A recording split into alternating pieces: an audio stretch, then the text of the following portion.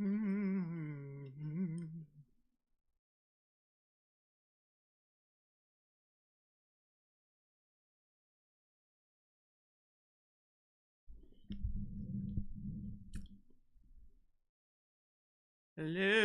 everyone. Welcome.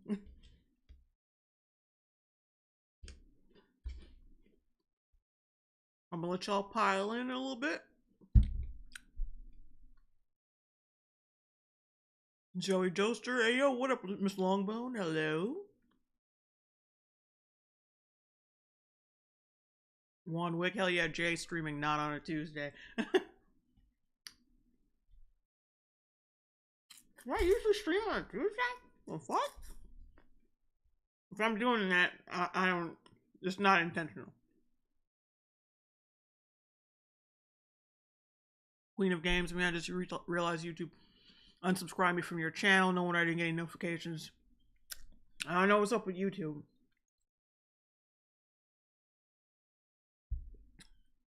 What's up, Bum Crack? Member of the Long Bros? Falcon and Winter Soldier win. Kiss, kiss. It will be coming. Just gotta wrap my head around it.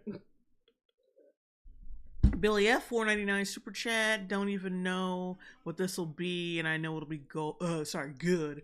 Let's friggin' go. One Wig. By the way, I saw Sinners on Saturday, and I liked it a lot. Yeah, it's a good movie. It's got some problems, but it's good. But yeah, I didn't cover the last iDubbbz Fart Fest because I was just like, yeah, it felt laborious. It was like already like an hour-long video, and I was like, hell no, fuck this. But this is a little over 30 minutes. I can get through this, and I find this. I skimmed through it a little bit, and I find this one to be a little more twitchy, and a little bit more twitchy and bitch made than the last one. And I watched like half of Ethan and Hassan's debate. It's only half though, because I couldn't get all the way through it. Hassan is a piece of shit, and I just couldn't get. I can't get through four full hours. No, not with his ass. No, hell no. But this will be educational, I think. Skotsky, $5 super chat. Scotsy02, $5 super chat. And my cringe has doubled since last time we met Chuds. But yeah, let's do it. Let's do it. Let's get through it. You know, I've had it with your little quirky bullshit. It was never charming, honestly. To start the fucking video. Because like now it's just, but before it was like, oh well, like he's openly like an asshole, and he's like more like a right. Before back in the day, he used to be, or at least he portrayed himself as a righteous asshole. So it was like, and he was genuinely funny at times. So like the little quirky shit he would do was like fine, but now it's like you're just trying to cover up for how much of a piece of shit you are, and it's not cute. Stop it. He's right in there with those other motherfuckers who try to portray themselves as quirky to cover up all the evil. And that's how it comes off now. Hello everyone, welcome back to another episode of Content Deputy. Now, taking place in Auschwitz, apparently. I mean, he got the Holocaust swag.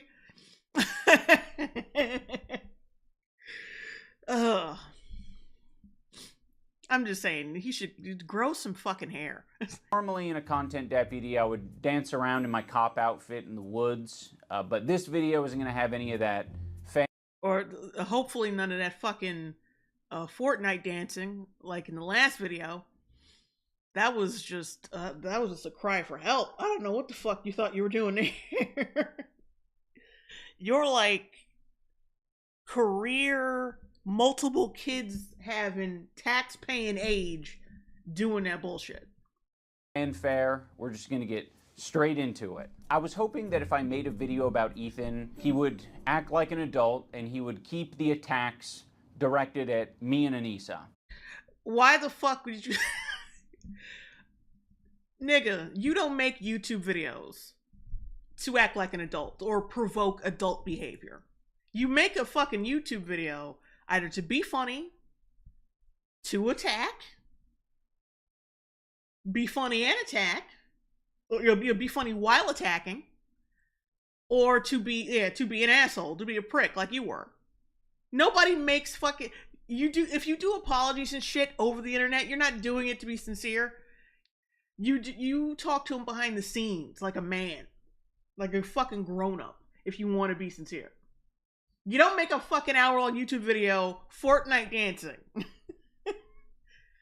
and basically taunting a dude for having actual substantial gripes against you.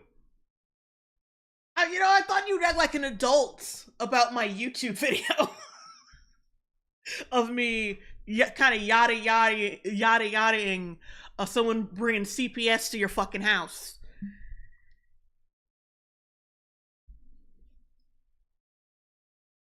Just saying. Like, yeah, he's just so full of shit already. Unfortunately, I was wrong in thinking that, because Ethan, in a desperate attempt to attack and smear Anissa and I... Oh, Aobin, you don't understand, Jay. It's called maturity. He started attacking our charity event. I don't know if you know this, but last year they lost $250,000. To be charitable, you actually have to give money to charity, Hassan. You have to give money to be charity. It's like a slush fund for them. Ethan and Neela... That's not attacking. Those are facts that he stated. I mean, you did lose money from that, didn't you? Is he lying? Because I understand if he's lying, then that's some bullshit. If he's highly exaggerating, then yeah, it's bullshit. But he ain't lying. He's not lying. And this video was also just not a good look because y'all fucking dropped out of the shit anyway. So problem? Problem? We got a problem? We got a problem, nigga? Joey Joester, facts are mean. But it's like, you dropped out willingly. Well, who knows? It might not have been willingly. Like, if they were tanking it and fucking it up, and then dropped, yeah, that's not willing. Like, that means they were forced to leave, fired or not. If you were the problem in in that equation. But yeah, he's stating facts. Why are we angry? Ian, why are we angry? These are facts. Are well aware that we raised $1.3 million for charity the first year of Creator Clash. The second year we operated at a loss, and I take full responsibility for that. We did band together. Okay, so he's not wrong, so why are you bitching? Together, the community and the fighters involved ended up raising $175,000 for charity. It's been really disheartening to see how often Ethan will attack Creator Clash through us, or attack us through... It's not attacking. He's stating a fact. That y'all lost money, and then you admitted, oh yeah, it's on me. We did lose money. He's right, but he shouldn't have to say it out loud as an own against me because that makes me feel bad.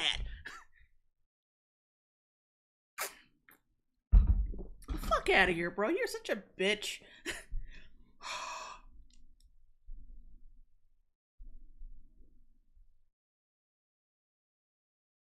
I mean, he doesn't, like, usually an adult will, like, deal with this. Deal with a correct statement made against him would just be get the fuck over it and just realize, yeah, we did lose money. I mean, he ain't lying. You got me there, Ethan. But no, he just like, you're attacking me. How old are you again? Through Creator Clash. Ian and Anissa, masters of putting on an event. He's reposting random troll accounts that are very easy to vet. If you click on this profile, it has a bunch of Sam Hyde adjacent posts.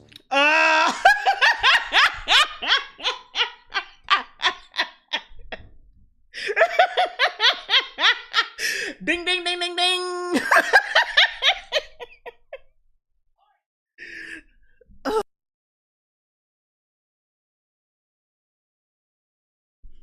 But oh my god.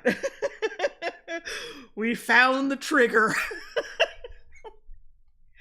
A Sam Hyde, like, oh my god, this motherfucker's been whining about, so like, he has been breaking down over Sam Hyde for years. Sam Hyde adjacent accounts. Who gives a shit? I can't believe you're still not even over that. Oh my god, that's so funny. Sam Hyde adjacent, as this motherfucker is the boogeyman. That's good. That's really good.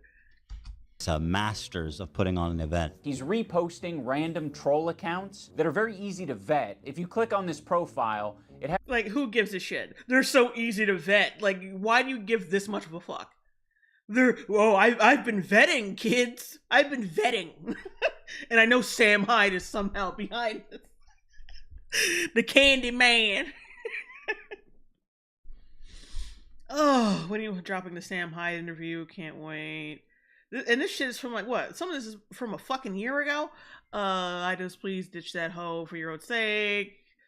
Perhaps you didn't find out your the T word. I'm gonna has a bunch of Sam Hyde adjacent posts, and it just hates Anissa and I. Come on. So who gives a rat's ass? Come on, dude, you're one. You know why he's been clowning you this whole time. You're not stupid. Step away from calling me a cuck. Just take the plunge. Technically he already did.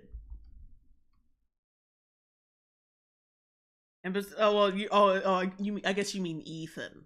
Well, yeah, nigga, that's also something that is a fact. Your wife's a fucking OF hoe, and you're her pimp. If that. So that would not be a lie. It's a fact. Hates Anissa and I. Come on, dude. You're one step away from calling me a cuck. But it's true, though. Take the plunge. He's highlighting... If you weren't, this wouldn't be a big deal. If you weren't, it wouldn't be a big deal. Our silence means something. Harley dropped out 48 hours ago. Lena dropped out 24 hours ago. Website is unchanged. No announcements on socials. Anissa's active vacation. Ticket sales are still open with no announcements. Creator Clash, just Ian and Anissa's version of a crypto rug pull. This post that equates Creator Clash to a crypto rug pull. He's saying the event is going to be worse than Tan. Well, you lost money before, and then from what I heard, after losing said money, you threw a fucking party to cope with your losses. Like, how the fuck y'all even spending money when y'all lost $250K? In charity, by the way. I wouldn't be spending money like that. That's not even not only is it just in poor taste, it's just like, why? There's other ways to cope, like going the fuck home and learn, relearning economics. Can't wait for them to blame us for their failed event. Don't worry, Hila. I'm not going to blame you guys for anything Creator Clash related. I know you're terrified of taking accountability for anything, so that will rest solely on my shoulders. But I won't blame you for something that you didn't do, like I'm continually done. Because I know you wouldn't be able to take responsibility for the fake things that I claim that you've done. I can't speak for the internet. Single player crawl. Oh, I did this live on air today. This video was such a shit stir. The wild developments aren't even in the video. It's just in the updates from Creator Clash 3. Not spoiling. Cynical person. I don't even know the lore of Ian. Now I have to look up who Sam Hyde is. You don't know who Sam Hyde is? Oh, well. Yeah, I'm not gonna scold you. I wasn't gonna scold you, but I'm not gonna sweat it over that. But just Sam Hyde. Just look up Sam Hyde iDubbbz, and that I think that they both came out with documentaries on their first meeting together. Watch them both back to back, and I think you'll get a pretty decent scope of the situation. Internet might actually blame you guys for it. Now, with this recent revelation that people are just going to use Creator Clash to attack Anissa and I have decided to step away from Creator Clash. We have... y'all stepped away from it anyway, and now but y'all getting heated over Ethan. Yeah, but that's what it is, though. You don't like the fact that Ethan is right. You don't like the fact that Ethan is right. That's the problem. Y'all butthurt because look at these fucking losers losing losing charity money. Fucking idiots. Not only that, your video was getting massively downvoted. I think he covers that somewhere in this video. I think he complains about, and like another butthurt loser complaining about those downvote apps that people use so they could see the downvotes on videos, since YouTube was powerfully uncool a couple of years ago, and get rid of them. Yeah. I love how, we'll get to that. We'll wait till it gets there. Relinquished control to our business partners who ran the previous 2 events. They're very... Oh, look at that cute little graphic. Relinquished control to... We've relinquished control, so we won't fuck up this new charity event and lose them even more money this time because we've ruined our reputations. Here's a little clip art. Here's a little clip art send-off. Bye! I'm still a cute person, even though I'm pure evil. Bye! See, I'm still cute. I'm cute YouTuber, man.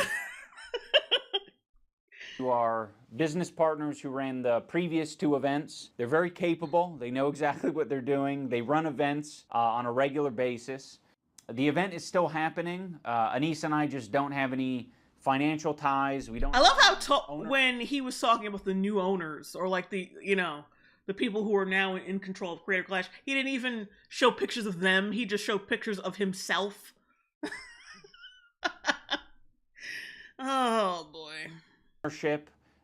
We are, I think just going to be known as the founders of the event. Yeah, I mean, I think it had to come to this eventually. I can't keep my mouth shut. I can't, I can. I just didn't. I can. No, I can't. I can. Want to. I want to be frank. I want to be honest. I was very quiet. Which means you can't then. I just didn't want to, which means you don't have the mental,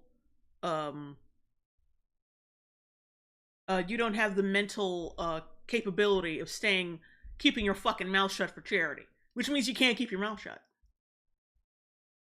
I mean, I can, but I can't.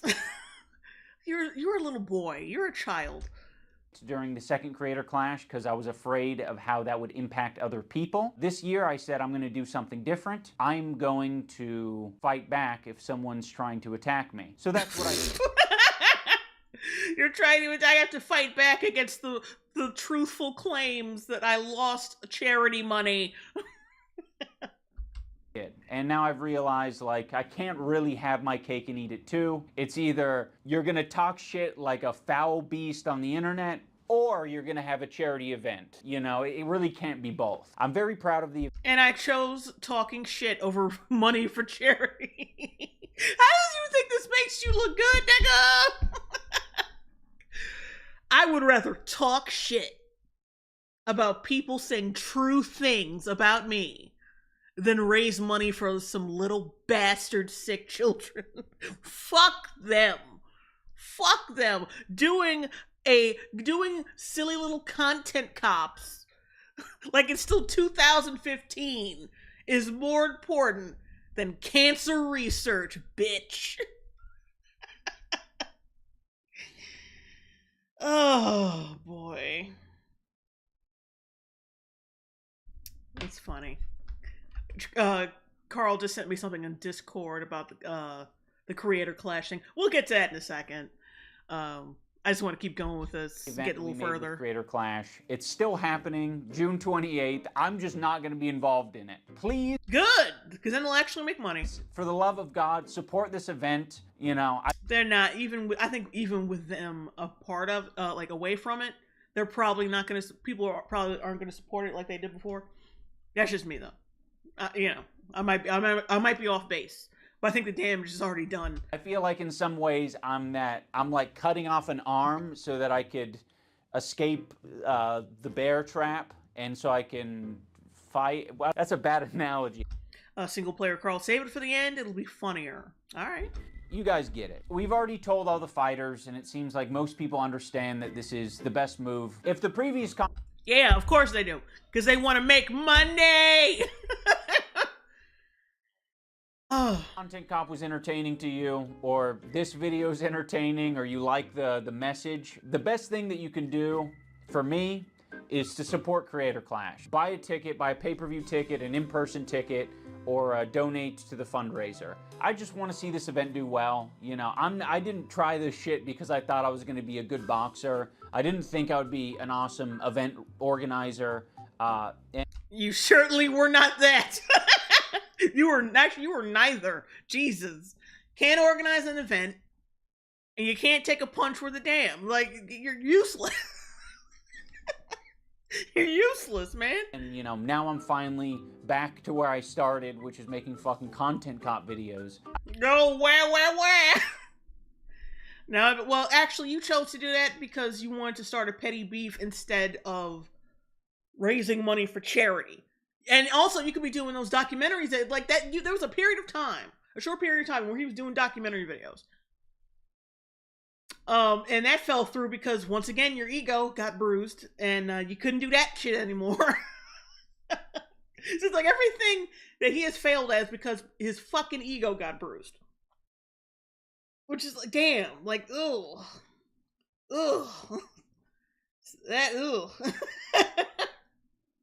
That's not good. I don't want to make this too ham-fisted, but I kind of do want to make it ham-fisted, because I'm like, I spent my last fucking 4 years working on this stupid boxing shit. I mean, it was worth it, absolutely. But you just called it stupid, though. Oh, you're such a turd. But, like, it's crazy that I've just returned to Content Cop. Having said all that, Creator Clash ticket link down in the description. Lindsay, the Cynical Geek, Diorio said it best, donate to the charity itself, don't give to Creator Clash. Good point. Go check it out, buy tickets, support the charity, support the fighters, and have a good-ass time. I mean, ultimately, I think it's a good thing, because I think I am meant to roll around in shit. I think me and Ethan are both meant to be rolling around in pig shit all day long, and other people are meant to do boxing or debating or whatever else. Single player Carl, stupid boxing shit that you boxing shit that you should support. Yeah, like I said, he's a turd. Stickman LLC, hey Jay, hello. Stinging Cake, what's the charity? I have no idea. I have no idea.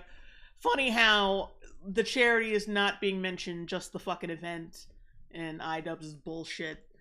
Ugh. Ethan and me, pig shit rolling around type of fellas. You underestimate my strength! I've got coach's strength! The will of Allah! I mean Yahweh! Yahweh! I think the worst criticisms Oh wow, when you guys used to be friends, who gives a rat's ass?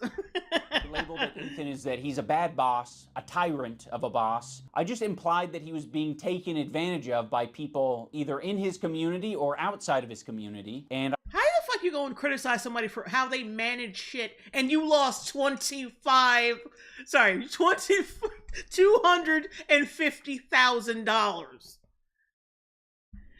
And then you got fucking X'd out because people wanted to make sure they didn't lose any more money. You can't go around saying that. Have some fucking read the room, nigga. Kevin Willis, $9.99 super chat. Jay setting flyer to Content Cop. Funny story, I'd never heard of iDubbbz until 2 weeks ago, and while my life was better for it, Jay torching him is a soothing balm. Thank you. Stickman LLC. By the way, since Harvey left the event, Ian and Anissa have been forced to give all his profits to the state, meaning he makes nothing from Creator Clash 3. Oh, good. Lost even more money. Oh, Ethan is such a bad boss. Nigga, you can't even raise money for charity. Shut up. Shut up. I called him a bitch-made coward. That was like the summary of personal insults labeled at Ethan. Before Ethan even knew what my video was about.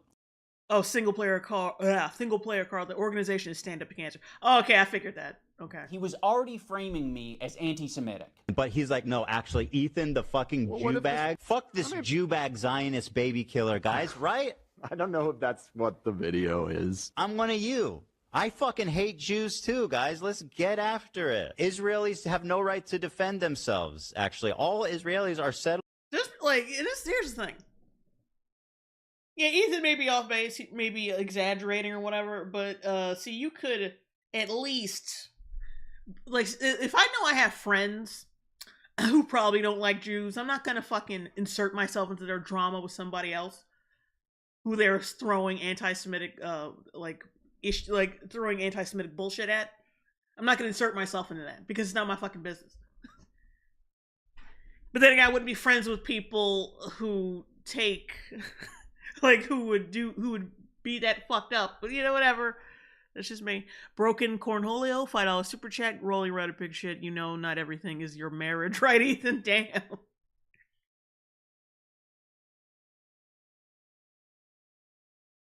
Oh, you know what? I'm going to take a brief intermission right quick. I have to go powder my nose. I'm going to be right back, you guys.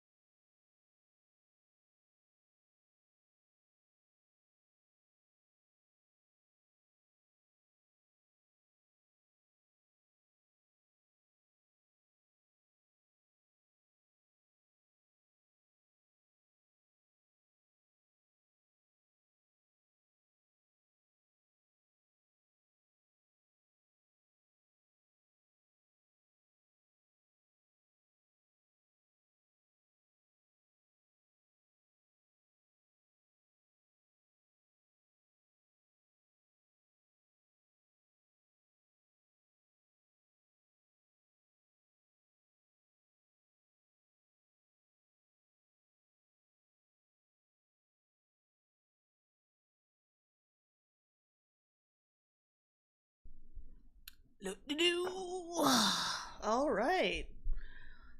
Get back to it. Actually, what is he going to give me a history lesson now? Is he a historian? Yeah, he just discovered empathy, by the way, and only extends to the point where you're actually talking about Jewish people or Israelis. Then empathy stops, and they should all be murdered. Bro's actually out there like Timothy McVeigh. He's running to the closest fucking kindergarten to blow it up. There's a Jew. I heard there's a Jewish. That's not what Timothy McVeigh did. They want all you guys to quit, and for me to just be like alone. Little Jew boy alone. Like Ethan under a year ago was saying he doesn't single player. How good was the crack, Jay? Like holy Fauci. How was the snow, Jay? Why is everyone assuming I was doing drugs? Anti-Semitism in that way. He's not a guy to call anything and everything anti-Semitic. You know, in my whole life I've never screamed foul on anti-Semitism. I literally have been getting this shit since the second I stepped foot on the internet. And I have never fucking ever done this, okay? So the people online, they're saying, oh, Ethan's making himself a victim or Ethan's making everything about anti-Semitism. I've done this once in my life right now. But he's like, no, actually, Ethan, the fucking Jew bag, fuck this. Oh, so you wait a minute. No, you can't do that. You can't do that. You use something he said years ago for something he said now. Now, if that comment was before he was already calling everything anti-Semitic, then okay, fine. But you use something after the fact, after he was getting all this anti-Semitic abuse from people who, let's say, are like fanatics about the whole Palestine thing. I mean, yeah, that's a little manipulative. Like are you so fucking dumb that we're not going to be able to tell the difference between Ethan now and Ethan like 50 pounds ago? And like 1,000 and 2,000, 4,500 strands ago? Jew bag Zionist baby killer, guys, right?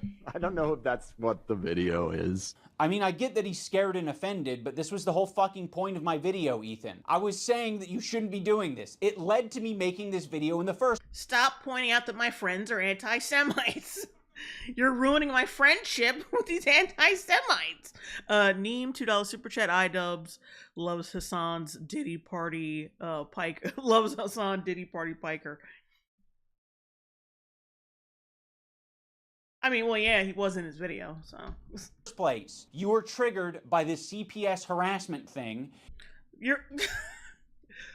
No, you don't let him finish. And then you immediately equated Anissa and I to it. That was because you're protecting the people who had a hand in it?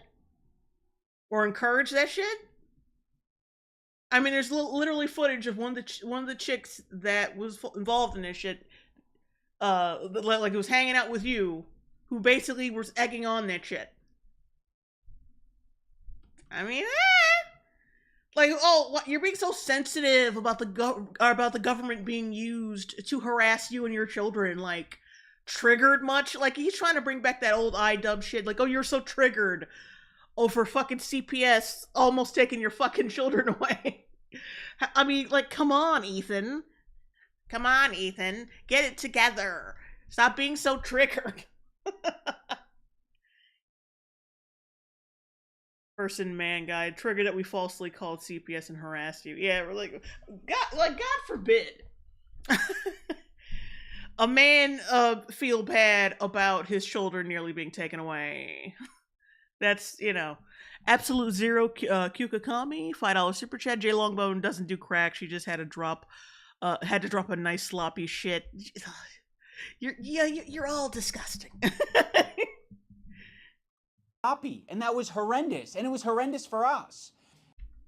Anissa and I to it. That was sloppy, and that was horrendous, and it was horrendous for us. You're defending the people who were involved in it. You cannot get mad.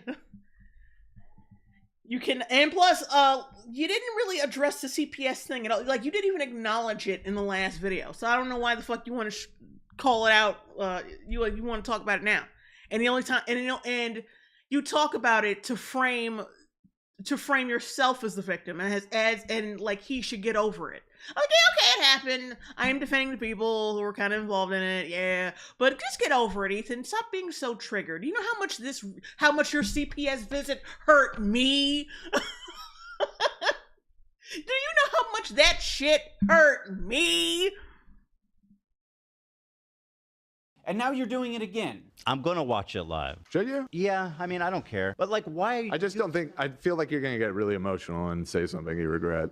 Well, I've got the button. Like I know you don't have a problem taking it head on, but I just feel Of course not, because I know that you're whatever- understandably upset, and I feel like it might be a little. Should we wait to talk about it, or you want to talk about it? You should do it off stream. Because I don't know. This escalated initially because we were live and you guys were heated about. I forget what it was. I just think it might be wise to watch it, think out your thoughts, and respond in a calm way. I mean, the way he was battling Hassan and the way his video came out, it looks like he thought about it pretty well. Like he thought about it just fine. Like I'm not saying that his employees are idiots or like or that they are like they're being too like or that they're being too sensitive. But it's like, this isn't your drama. Stop telling him how to deal with it. I think you should do, because at the end of the day, this isn't really affecting you. It's affecting him. And don't act like you're not going to get paid for your risk. So, Light Side Dark, member of the Long Bros. Ian, the Grandmaster of Empathy since his 30s. Chris Chanson, $4.99 super chat. Oh my God, it's iCucks. Anywho, did you hear about this Frogan chick telling U.S. soldiers that she hopes that they get PTSD? Yeah. Another one of them head cases. Absolute Zero Kirkokami, $2 super chat. Sorry, chat, and David J, I was helping you. I mean, could your help had been a little less gross? Because there's Cousin Patty, who the fuck learns empathy in their 30s? A sociopath. no chance That's that you who. don't get- And then they don't really learn it. It's like, it's like, The Sopranos and how Tony was going to therapy, and like near the end of the season they were talking about how the therapy wasn't really helping him. It was just helping him become a better criminal. It's kind of like that. It's a little bit like that. It's like iDubbbz adopted this the leftist pseudo nice person ideology where he thinks he's a good person just because he follows the right ideology, and that's about it. That's why he's taken up for these pro-Palestine loonies and going after Ethan, because he wants to protect them, because he thinks he's on the right side of history. That's basically it. He doesn't gain empathy. He just gains another ideology.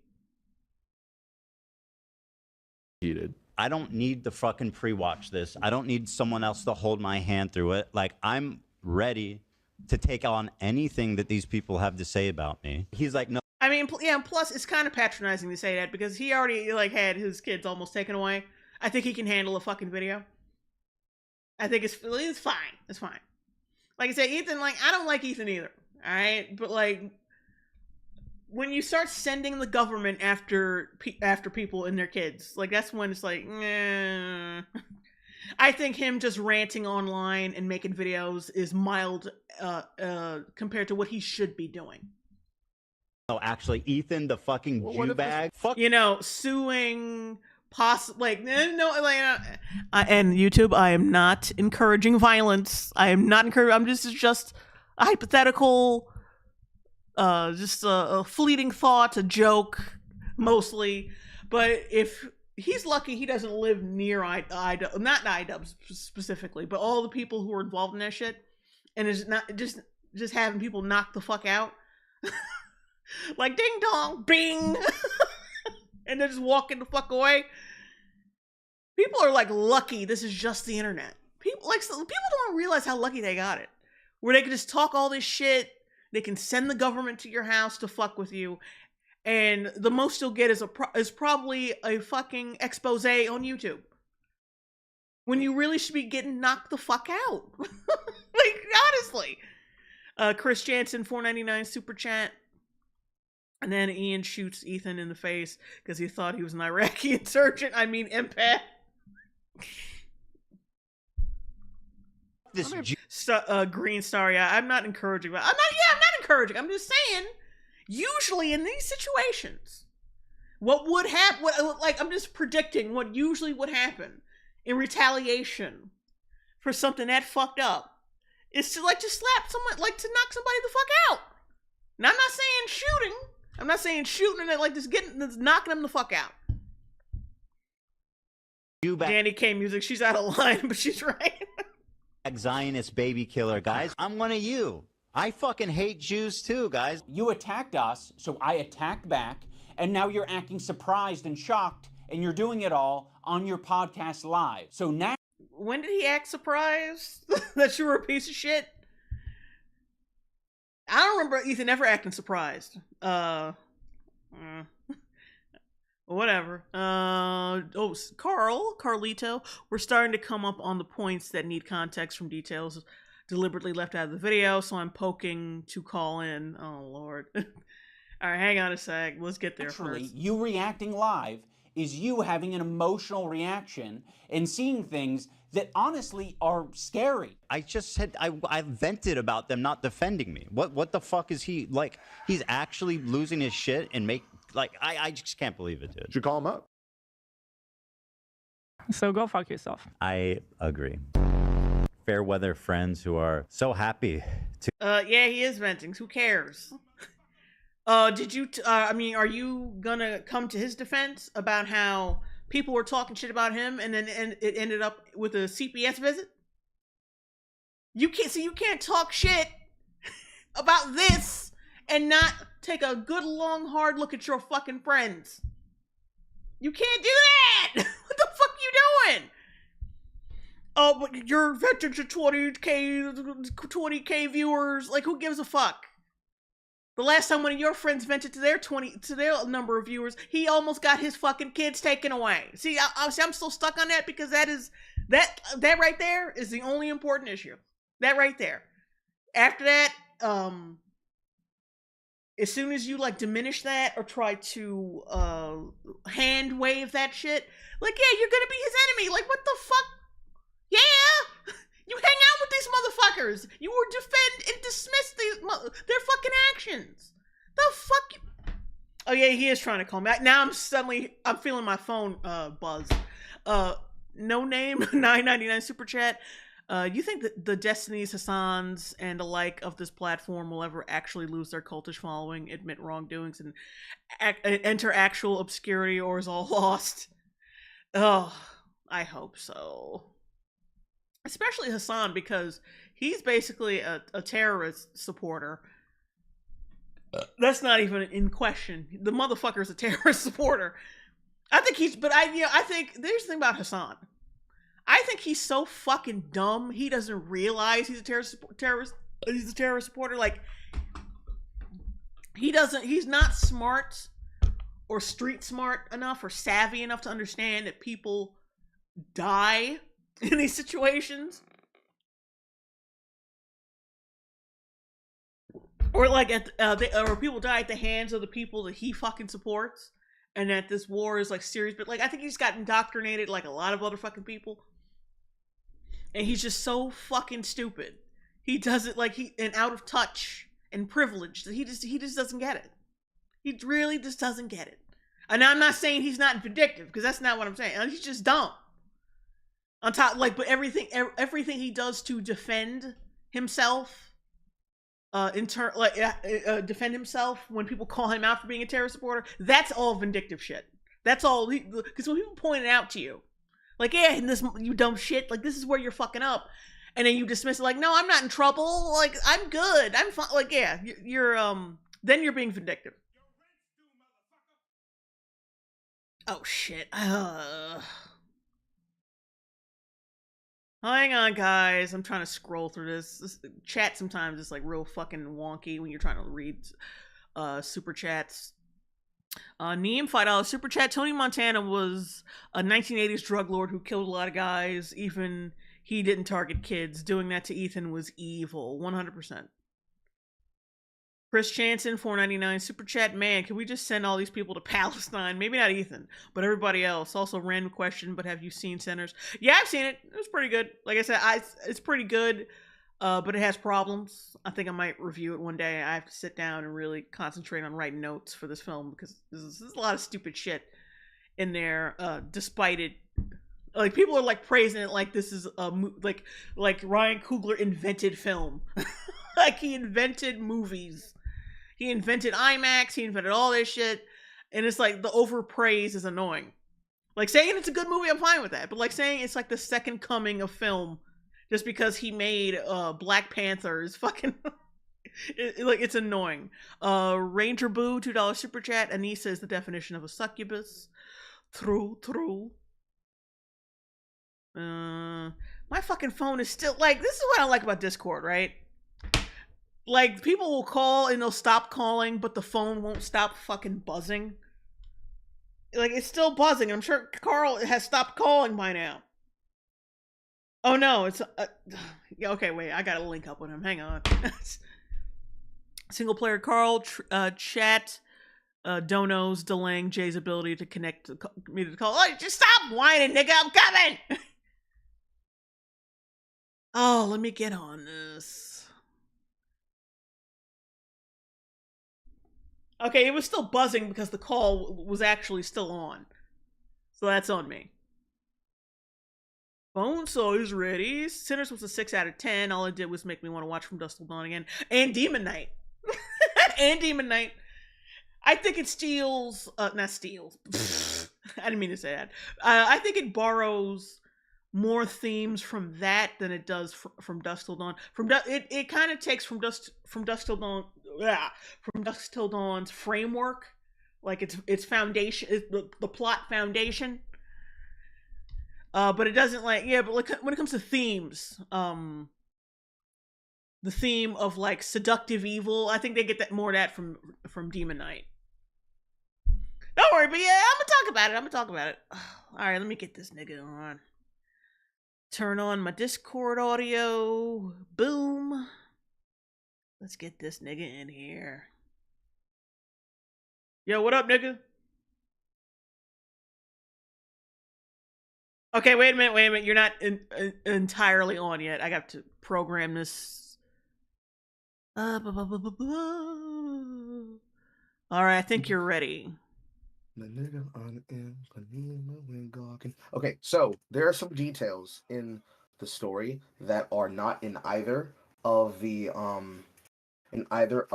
content cops or content deputy, whatever the fuck you call the first one. And this is where somebody who's been paying attention to the story can actually chime in and tell you, because he is deceptively lying in a way where if you're just tuning in based on videos and back and forths, you are completely going to be wondering why he's saying what he's saying. And it's just a tacit terrorism the entire way down. Also, I wasn't lying. I was just talking. I'm not being mad about you making dollars and chat giving you money. I don't know. Oh, wait, hang on a sec. Chris Chanson, $4.99 super chat. Anywho, gotta go to bed. Got work tomorrow after spending time with my long-distance boyfriend. Aw, Godspeed, Miss Longbone. Good night. Blue River, $1.99 super chat. Hey, Jay, what's your rating for Thunderbolt? It was garbage. It had some like good ideas here and there, but it was mostly the same Marvel garbage, to be honest. It was boring as shit. I had to watch it multiple times to get through it, because I just couldn't remember a goddamn thing for EFAP. Mackie Sky, $2 super chat. Glad you're covering this. Don't skip Shadowverse. All right, Carl, go ahead. Okay. So, earlier in the call, you pretty much called it out. He keeps clip-chimping content from other time periods in reference to his feud with them. In the first video, he deliberately does not mention the CPS call, and then actively is going to have a section here. I don't know if you've already passed it yet. He's going to bring up the chat of Denims, and he's going to try and call out the fact that he had a blow-up of the analyzation of that chat, which is the actual video in question, and some of videos in question, that are the timeline that is responsible for why he is upset with them. He'll also address that later in the video. I don't think you're there yet.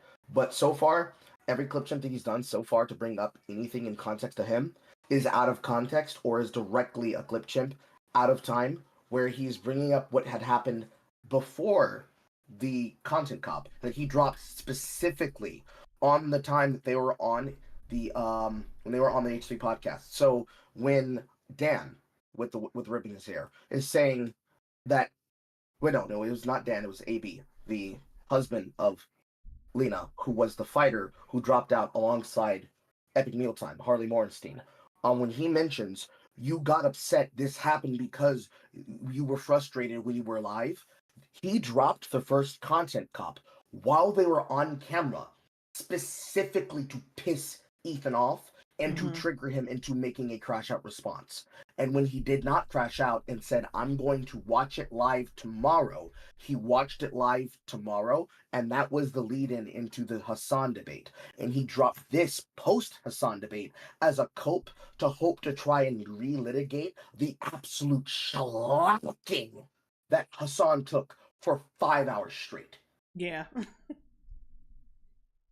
So if you didn't have any of that context going into this, and you were just simply going by play-by-play, by what's in the videos, you would completely be misled, 100%. Especially by all the Flame content creators that are trying to back Ethan's play here. It's the worst lie he could have told, but it's not the biggest lie he's told. And as for everything else, since I'm here now, we can talk about that when we get to the end. But All right, let me get Juan Wick's super chat, because I missed it. Juan Wick, $2 super chat. I am encouraging violence. G Evil Bone. No, J Evil Bone, probably. I would never encourage violence. Well, that's a lie. But I would just be careful to not encourage it, especially on air. And I wouldn't encourage it legitimately. We do not encourage violence. We No. just understand. Yeah. Be friends as long as they're getting something out of it. Ian sucks for the same reason right now. He could say something. Spineless. Our POV is fuck everybody, and I don't want to hear any excuses. You're not my friend, and you never were, and you never will be. You never will be. It was very... Yes, that's venting. What the fuck? So? Is anybody gonna have your kids taken away? Oh, that's right, you don't have any kids, because your wife's a whore, and you're a fucking mental patient, too. Yeah, Get the fuck out of here. It's retarded shit. Also, you notice how he's using that meme format? That's that meme format that I've referenced a couple dozen times with you. The one where it plays the sound effect and the that's a sound effect that's explicitly used in the context of either glazing a person being based or a person being unhinged and cringed. And he chose to use this setup because this is the way that leftists usually choose to put all of their horrible stochastic terrorism in the meme format to be funny and based, specifically for the Hassan anti-Semitic squad, the anti-Semi squad, as I've been calling them. They all do this. It's the most left-wing tactic they have, where basically it is Hassan's method of socialism is win no house, or Ethan's method of trying to have horrible slapstick and really poorly timed humor, in the same way Noah Sampson does his stochastic terrorism through his clickbait and his jump edits on his video essays. He's basically trying to make it funny that he's being fucking retarded, but he's also trying to make it haha, look, this is really funny, it's very cringy, it's very lame joke, and he's gonna run this joke into the ground, by the way, so get ready for that. Very insane about this content cop is I was thinking about Ethan's feelings so much in that video. The idea of how I shouldn't be saying the term Zionist or Zionism in that video, because I was he has explained before that that's personally insulting to him and he doesn't like that. Oh, so you were gonna say it, but because you wanted to look like a better person, you didn't say it. Yeah, that doesn't... Nigga, Yeah, please. Stop. Yeah, he was gonna say it, but he decided, I want to be a better person. And then when there was no longer any viable no viable result to him doing it to promote the event, as they were already on the way of dropping out, he's like, nah, fuck it. And he's basically punching the metaphorical sandbag that's supposed to be his face. Yeah, he said he's acting like he's like the apolitical party in this. But now, like, no, you said you were gonna call him a Zionist, but you thought against it. So now you gave away that you have a dog in this Palestine-Israel fight. Yeah, you're a fucking watermelon chiller. That means he's a supporter of the Palestine conflict, but was willing to ignore the violence of Hamas. He's basically doing the same LARPing shit that Hassan was doing the day of the debate, wearing that whole fucking ring get up like he's about to go out and fucking box Mike Tyson or some shit. Fucking duke out with Apollo Creed, and that's his fucking anti-Palestine outfit. It's really cringe, because this is exactly the reason why both Lena and more specifically Harley dropped out. Because they felt that the conflict was overshadowing the event, because they chose to litigate the problem into a I hate iDubbbz, I hate Ethan, I hate Hassan moment. And the event was completely squelched because they wanted to go all in on their political violence. And they never stopped for a single second, either way. None of his new friends thought, we're kind of ruining your event, so let's not do it. Nah, swastika sword. Who cares? Regardless of how true it is, I was like, I'm going to think about Ethan's feelings and not mention this. Fast forward to him reacting to my video, he's just outright calling me a fucking Nazi. Is it a coincidence that Ian... Remember when everybody used to call you a fucking Nazi? Aren't you used to it by now? And honestly, like, by your own standards, the standards that brought you to this state of pussbag, this pussbag state you're at now, like, shouldn't you just be, and he's probably right. There's probably some things I need to unlearn and blah, blah, blah. Maybe I am being the boorish clod of a white man and I should shut the fuck up and let the Jew man speak. But no, of course not. He's not going to live up to his own fucking standards. Sora Hart, $5 super chat. Hey Jay, just wanted to ask, have you played Death Stranding, the game with Daryl from The Walking Dead? I played an hour and having trouble following it. Yeah, like for that reason is why I didn't want to play it. It looked like it was a little much, so I just kind of stayed away from it, to be honest. The overall story probably is fine, but it really looks like really bad movie slop that's too complicated, and I'm Hideo Kojima'd out. That's me saying it. iDubbbz only stood for Ian Woke. Okay, I'm finally being my true self. Thank you for supporting my woke journey. Ugh. Hey, why didn't you mention the fact that CPS was called on Ethan and Hila because the lies spread by these people? Seems like kind of an important thing to address since all the clips you use of Ethan and Hila. Of course, he cuts off the comments just before doing this video, and he's holding a swastika. Very good answer to that, but that's the thing that I'm calling in for. We'll answer that when we get there. I mean, we can free Palestine without being a Nazi. You fucking Nazis. How about that? Well, this is the white savior, Ian, who's just found empathy, unless you're Jewish, of course.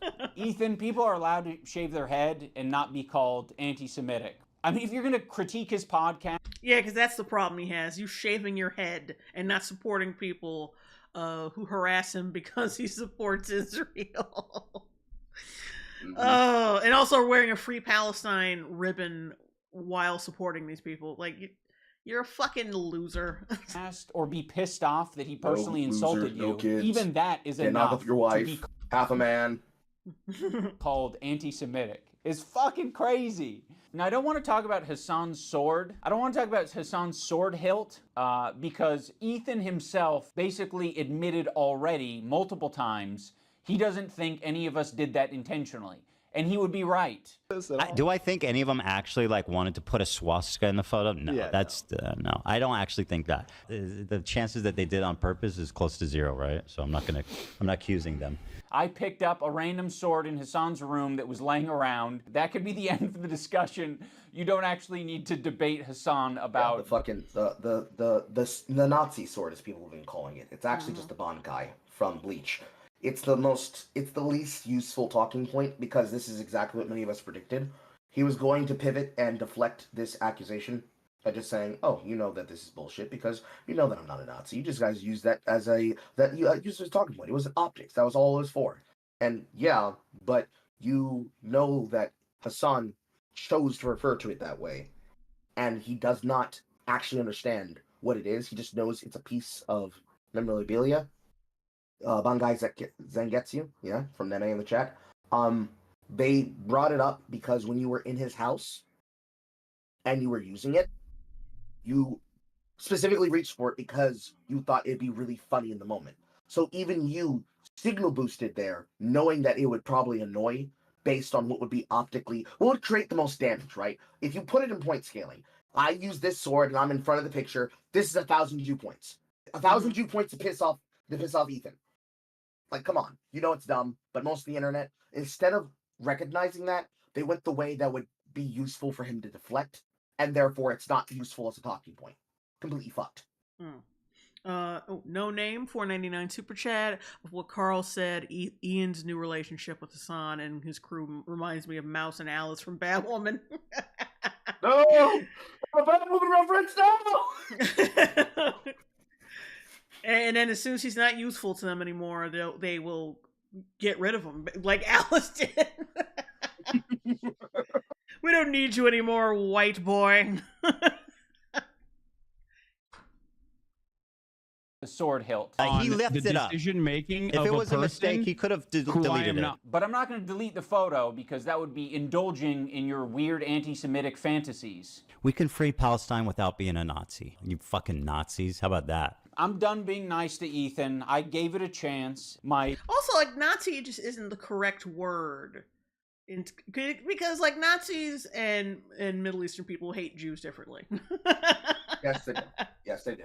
They hate them differently. Even though there are pictures of them, like, or not them, but, like, people, like, the pro-Palestine, like, extremists, like, Heil Hitlering. But still, it's different. It's different. Yeah. It's different. Sincerity and my empathy in that last video was real. Please stop saying empathy. Nobody believes you have it. Equating to him having crash out moments in the same way that denims could have crash out moments. I think we're all capable of it, but he was using it in the video to suggest that I was making fun of his mental health. To my good friend Ian of 8 years, I really appreciate you weaponizing my mental health against me. To make Ethan crash out. He's having a parasocial weird crash out. People can have crash out moments. Maybe if Ethan's able to get some help. Dude, I'm not making fun of your mental health. Every example. You said he needed to get help. What the fuck do you think that means?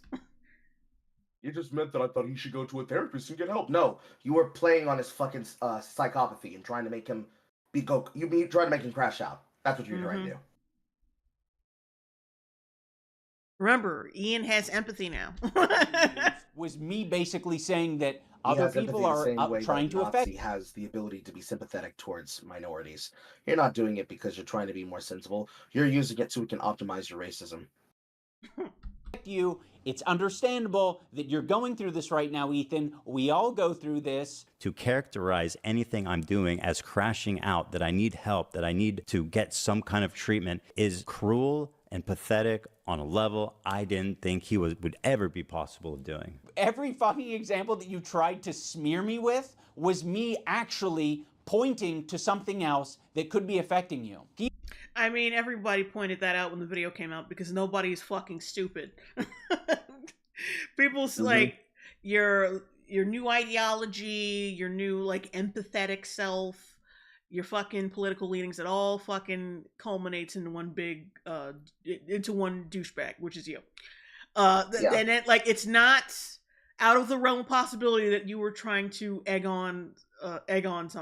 something on, and like you mask that with some kind of empathetic look. Like, stop playing. Yeah, the same way that leftist shows use politics so they could optimize their hatred against everybody they don't like. That's why they kept adapting new words and kept trying to find new ways to call a sinner and devil. It's what they went to use Chud for. It's why they switched to incel. It's why they've gone to Dusty. And by the way, all those white women taking our African-American black vernacular. They do it to covertly insult people so that the normies don't recognize what they're using against people to insult them, so that when you react to them, they can make you look schizophrenic. And it's really important in the case of iDubbbz, because if you haven't covered this, I'll mention it. Him saying back when he stopped doing them and announced on that video that he was not going to do content cop anymore because it was a mean-spirited method of bullying people. So he can optimize exactly that result, making content on people and using them for material the same way that he used Airsoft Fatty. You wanted to criticize people, and then you said, "Oh no, this is bad. This is horrible. I need to lock the old me away. This is bad content to make, and I am a bad person when I do it." You brought the bad content back to crash out on your now ex-friend. So he's so evil that you had to come out of retirement, and you made a shit video while doing so. Damn, crazy return to the field. Even worse, fucking Michael Jordan going to golfing and going back to basketball. Don't forget that baseball run. And baseball. Maybe I saw Space Jam. And then, after coming back from retirement, you do the equivalent of trying to take a boxing match as fucking Mike Tyson against one of the Paul brothers, and you clearly take a full-on dive. He did it for money. You do it to try and suck the metaphorical dick of your new friends on Twitch. And you think we can't smell your shit? You think the grass is green on the other side? We didn't notice you and your new lawnmower that's got the Palestinian flag and fuck pikers on it? Yeah, and I love it because these motherfuckers are gonna dump him the first sign of trouble. They gonna dump him. As soon as they got no use for his lily white ass, it's over. It's over. It's like Ethan said in the debate. You act like a token, you're gonna get spent. And the left does nothing but cashing in all of the credit that they can, so they can justify doing whatever they think is acceptable. It's very clear with the anti-Semitic squad. In fact, you can't even report the people that are in that group on Twitch for the terrorism they're doing. It returns an eternal error. So the people on Twitch, they're not only in his chat room, and they were watching during that debate, and boy were they mad that he lost, but they are also protecting them from criticism at the same time. They're doing it for Frogan, they're doing it for Denims, they're doing it for Hassan, they're doing it for Mike from PA, which is the simp that used to go after Bad Bunny. He's gotten fat. He now streams under the name Central Committee. I don't know if they're doing it for people in the outside Insular group, the bigger orders like Caseytron, but they are protecting Ethan, or they are protecting Hassan, and they are protecting Mike from PA. So they're more than likely protecting all of them so that they cannot be punished for this. They're literally destroying the platform at this point. Not to mention the shit that he's reviewing on the stream that's being put up against ad content. But damn, number one streamer on the platform. Wish him happy birthday. Fuck the rest of us. Fan of Volt, $6.99 super chat. Fun fact: the Grand Mufti of Jerusalem tried to ally Palestine with Germany.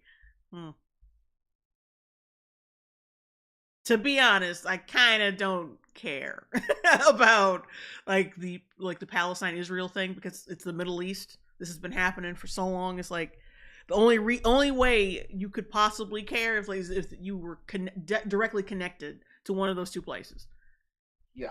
Other than that, I'm just like, why the fuck is you ruined like this nigga? Like, you ruined a friendship over this shit. Yeah. Like over some shit that you are not connected to at all. Like, the greater thing that I can say about the Israel-Palestine conflict being serious, none of us are really qualified to talk about it. Because we're just fucking influencers, content creators, video content creators, reviewers, editors, fucking shit posters, and comedians. You asked a group of non-political people to put their weight behind a political conflict and get involved without doing research. And when we all said, I don't know about that, you then started screaming in our fucking ears saying, silence is violence, silence is violence, your silence means something, silence is violence, silence is... Oh, you want them to die, you want them to starve. We already did this shit with fucking Russia, Ukraine. So the second you got in our ear about that, we said, okay, you want me to really give you my opinion? And it was just lines of metaphorical slurs and opinions that, depending on if you stream on Twitch, got you banned off the platform. Happened to Asmongold. I guess it kind of happened to Tectone, but he just called fucking Frogan fat, and she is. It happened to multiple content creators on Twitch and TikTok in general. You got what you asked for. You didn't want, we wanted to not be involved. You made us get involved. Then you were mad that we didn't agree with you blindly. Some did the exact same shit that they did during Hogwarts Legacy. Some people didn't want to be involved. They just wanted to play a fucking Wizard video game. And you said that because you're not for us, you must obviously be against us because you can't be neutral on our moving train. So then, by getting us involved in this way, we give our takes and we say, I don't fucking care. It's been back-to-back historical 4v1s, 2v1s, 3v1s, 2v1s, 4v1s, 5v1s, and 3v1s for the Israeli state since they have been in the conflict when you tried to gank them. So you're mad that they've gotten to where they are in the Western world, where they require our involvement through NATO, because they literally will not stop bombing them. It's the 3 historic no's. No peace with the state, no living with the state, and no organization with the state, or even allowing the state to exist. They will never secede, they will never stop fighting, and they will never surrender. That's called a total war. You want us to be involved with the actions of terrorists and support, even though they are victimized by the results of the historic conflict, people in the region who are held victim by a terrorist state that, for some of them, they voted into power, historically. I forget what the film's called, but it's the whole logic of if you killed an insurgent, you ended up creating 20 new ones because now all their friends and family and brothers joined into the fight. You want us to put our weight into saying they're innocent victims, they didn't do nothing. And then you want people like Noah Samson to play misery porn, where you take the opinion of people on the conflict who live in the state of a total war. So let's flip this perspective here. The violence in the streets of Chicago, Chirac. You expect niggers to have opinions where other niggers are fighting niggers, and you expect them niggers to feel bad about people doing gang violence, getting shot and killed, and then when they give that opinion, it's like, you're racist, you ain't black people. No, I live here! Fuck, I care if Devo got shot. I haven't slept good since he died. Fuck you mean? Of course you're gonna react like that. And they don't like the fact that that's how it goes. None of this would happen if politics were banned on Twitch. At the very least, that you have them, but your content cannot be about them. Because then this shit dies over fucking night. We wouldn't have any of this shit. Sure, they'd be bitching and whining and complaining on places like Blue Sky, but nobody fucking uses that website anyways. And they'd be complaining where they could get traction on Twitter, or X. And they'd be talking shit on Reddit, because all of the Reddits that are left-leaning have banned links from X to try and, like, hugbox the website so they can try and control the narrative on that platform. But anybody with fucking eyes can see clearly what's happening. What the fuck does it matter to me if somebody blows somebody else up in the Middle East? I live in Georgia. This shit doesn't affect me. Not directly, in a direct way. It might affect a fan of ours. It might affect something that we have in the region, or family we have in the region, because I have Muslim family in the region. I have Arabian family in the region through my aunt. But that's it. That's the connection.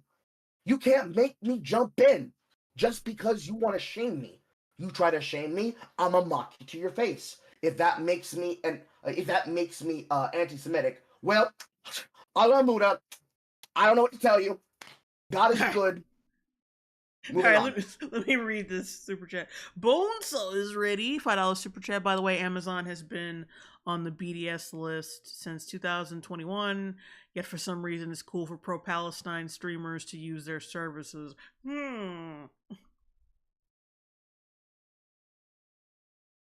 Yes, odd. Oh,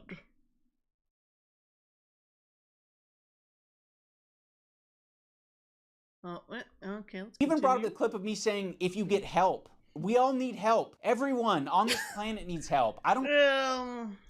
See, I can't stand that shit. Everybody needs therapy. Like, you can tell he's been brainwashed. Like, it's a combination of his girlfriend sucking the brains out of his dick, his new friends, and fucking therapy. Whatever therapist that got inside his fucking head. It's a combination of all these things. He's already told, we all need help. Like, no. Every damaged asshole says that. Yeah, no serious therapist is going to co-sign anything he fucking says in that way. Like, granted, you and I are friends. You've seen the evolution and growth I've had to go through with my fucking problems. Stuff between me, you, and shit otherwise, outside the span of us and people connected to us. That shit is hard, bro. That shit is fucking hard. Because you have to grow up, you have to realize you're growing up, and then you have to put into account everything you've done, right? You're not just gonna go around saying, I'm healed, I'm delivered, I'm not an asshole no more. No, you deal with it every single fucking day. And you sound like a fucking coochie when you do so. Because talk therapy, while boring, can be helpful. But you can't do anything with it until you internalize it. In my opinion, niggas should have never been able to use therapy speech to justify their viewpoints. Because it's the biggest dog shit. Because it tricks people into thinking that you're not toxic when actually you are toxic. The way that he uses his air quote therapy is he uses it as a justification to give license to himself to dehumanize someone so that you can say, I'm not toxic, you're toxic, you're doing it wrong, you gotta do better, Ethan. No, he can't do better. He's actually doing better by the fact that he's handling things the way he is. That doesn't mean he's gonna be perfect. No one's ever gonna be perfect. Because we're not supposed to have a perfect breakdown of the correct answer we should give at all fucking times. That's not human. Somebody does that, you can't trust them inherently. Because why the fuck are you playing like we're in front of a fucking debate symposium? Like, you can control, you get super chat, read that. I was going to read some other comment and the super chat. Okay, a person, man guide. But Jay, that implies his girlfriend actually sucks his dick. Well, she had to have sucked it at least once. At least a good one time. Because, you know, you can't make somebody a bitch without sucking him good at least once. I mean, come on. Bonesaw is ready. I think he's malicious and jealous that Ethan still has an audience and got lost to Sam Hyde when he punked him. Yeah, essentially.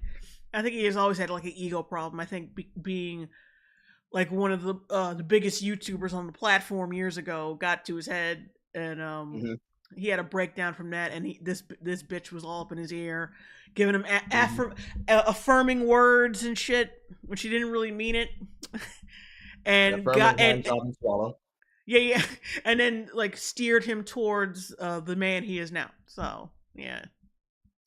That'll happen. Fan of Volt, $6.99 super chat. I don't care about either. I'm just tired of the hypocrisy and double standards with both sides. Who thinks they can have their cake and eat it too? True.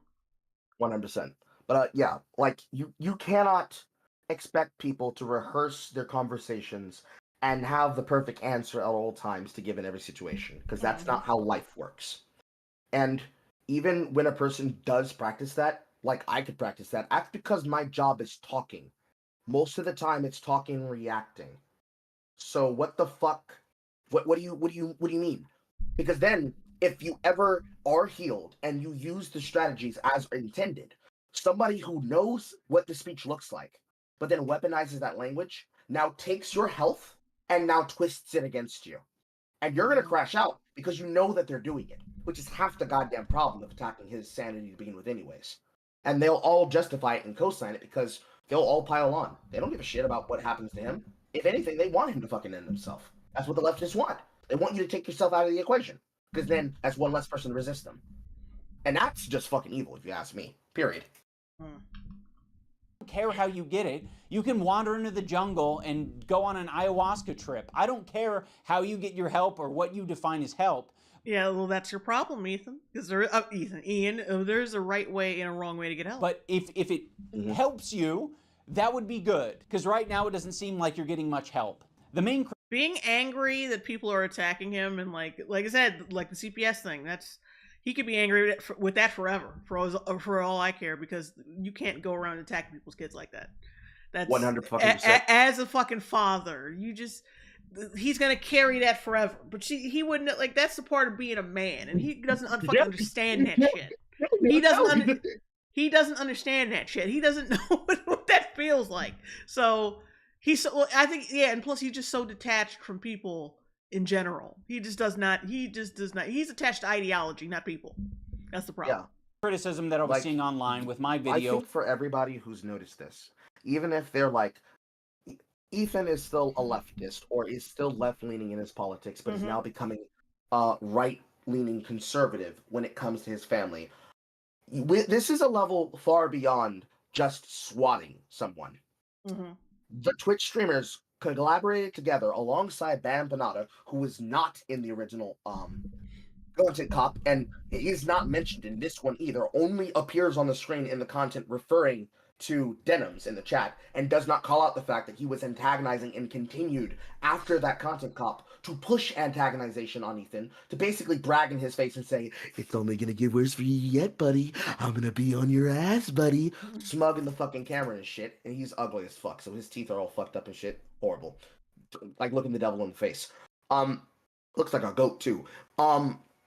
This goes a level beyond, like, fucking, Ian Miles Chung swatting your family and getting your dog Flap spayed and killed. You called Child Protective Services to potentially have his children taken away from him because you thought it was funny to send in a $10, $100, $1,000 dono to justify bullying someone for entertainment. As far as I'm concerned, if it was me that it happened to, I would be in your ass, pause, forever. When I see you at TwitchCon, it's on site, allegedly. When I see you at VidCon, it's on site, allegedly. When I see you at a monk debate, when I see you at DebateCon, it's on site, allegedly. If we and you have to debate at a DebateCon, and it's fucking Actual Justice Warrior and Shank Uger and Anna Kasparian Hassan's media aunt, I'm gonna give my response, then I'm flying across the stage at you Foxy style. Five Nights at Freddy's. Because there's no world where I'm going to not rail the shit out of you, pause, for trying to fuck with my family.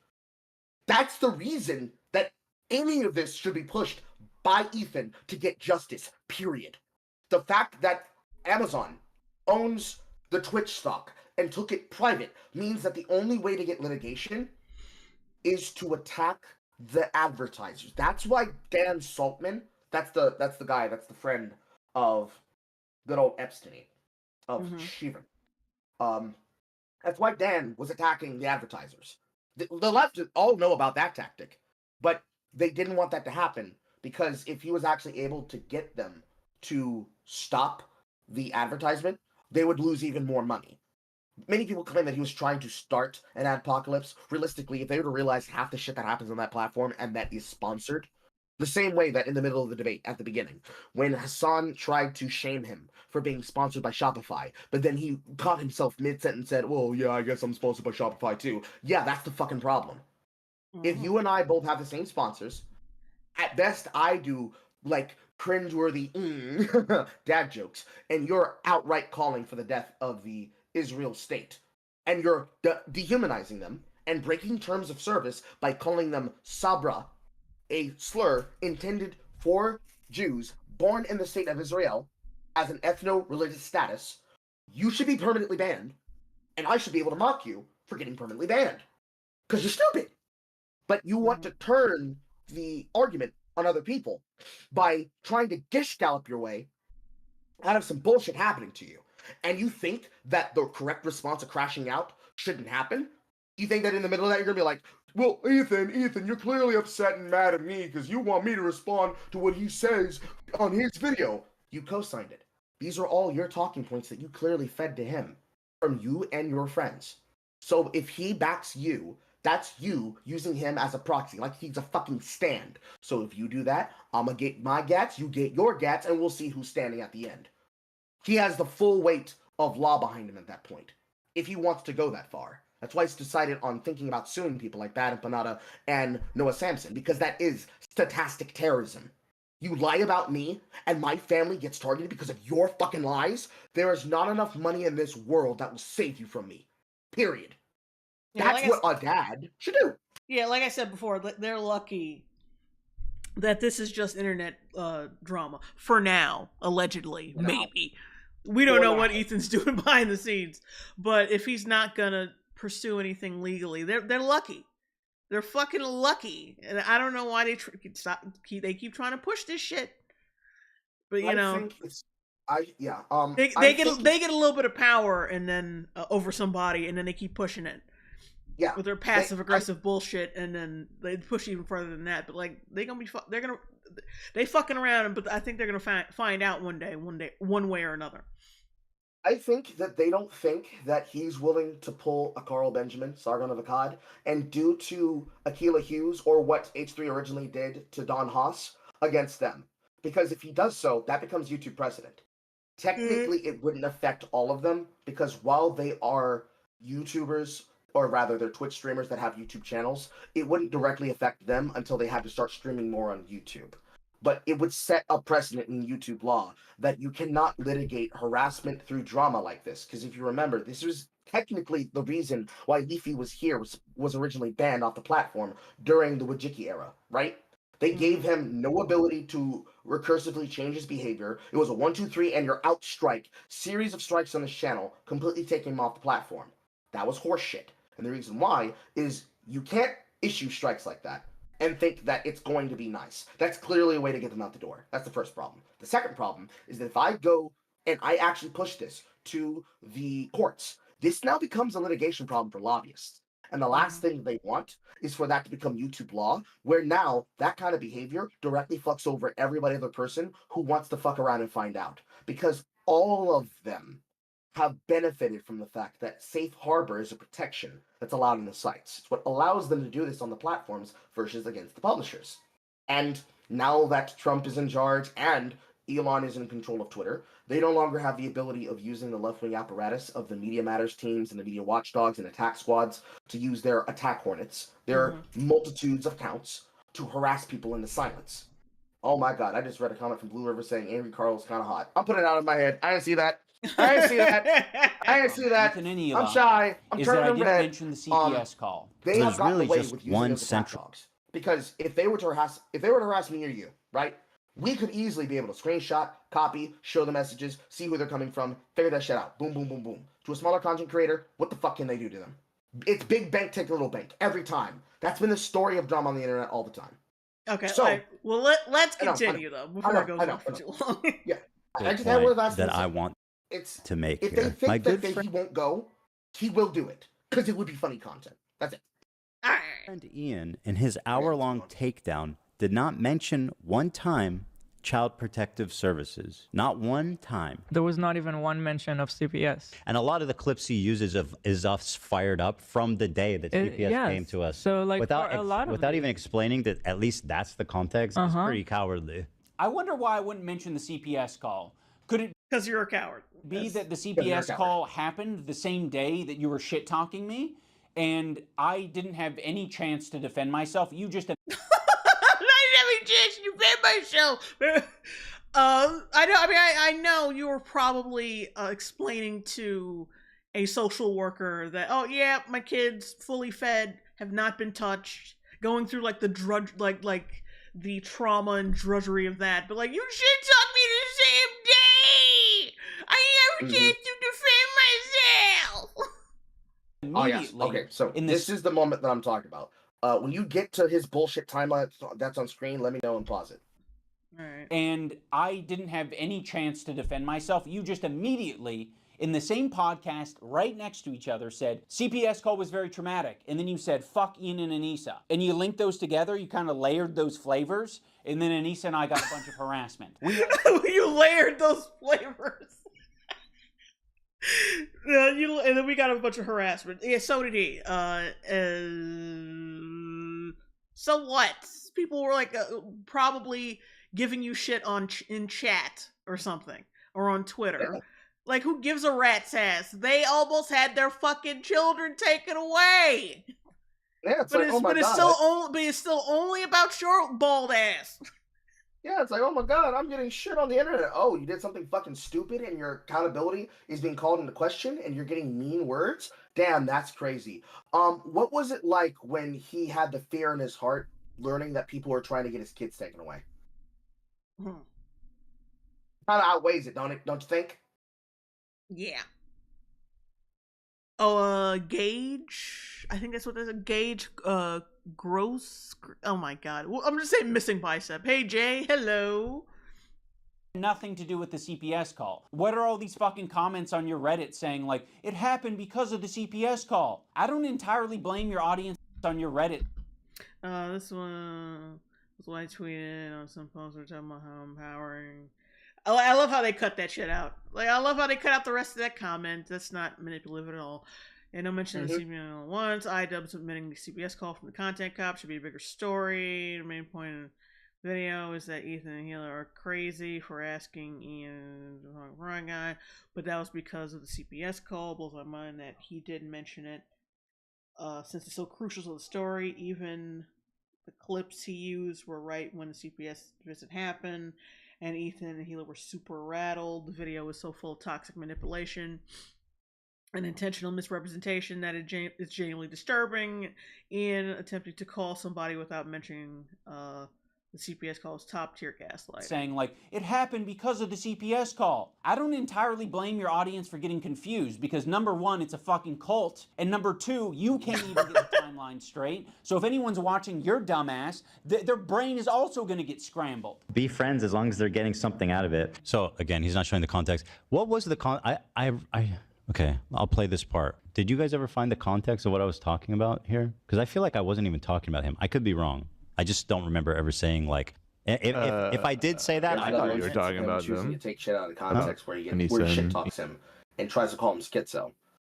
This is also manipulation in content clipping, because I'll phrase it like this: I stream probably a lot more than Jay does, right? Mm-hmm. So, a lot more. So if I try to recall something that I said Monday, and it's Sunday from the week ahead, from the week prior, I have the benefit of being able to go back and see what I said on the live stream. And most of the time, with my very sparingly eidetic memory, I could probably remember exactly how I phrased it, because I probably phrased it in the form of a joke.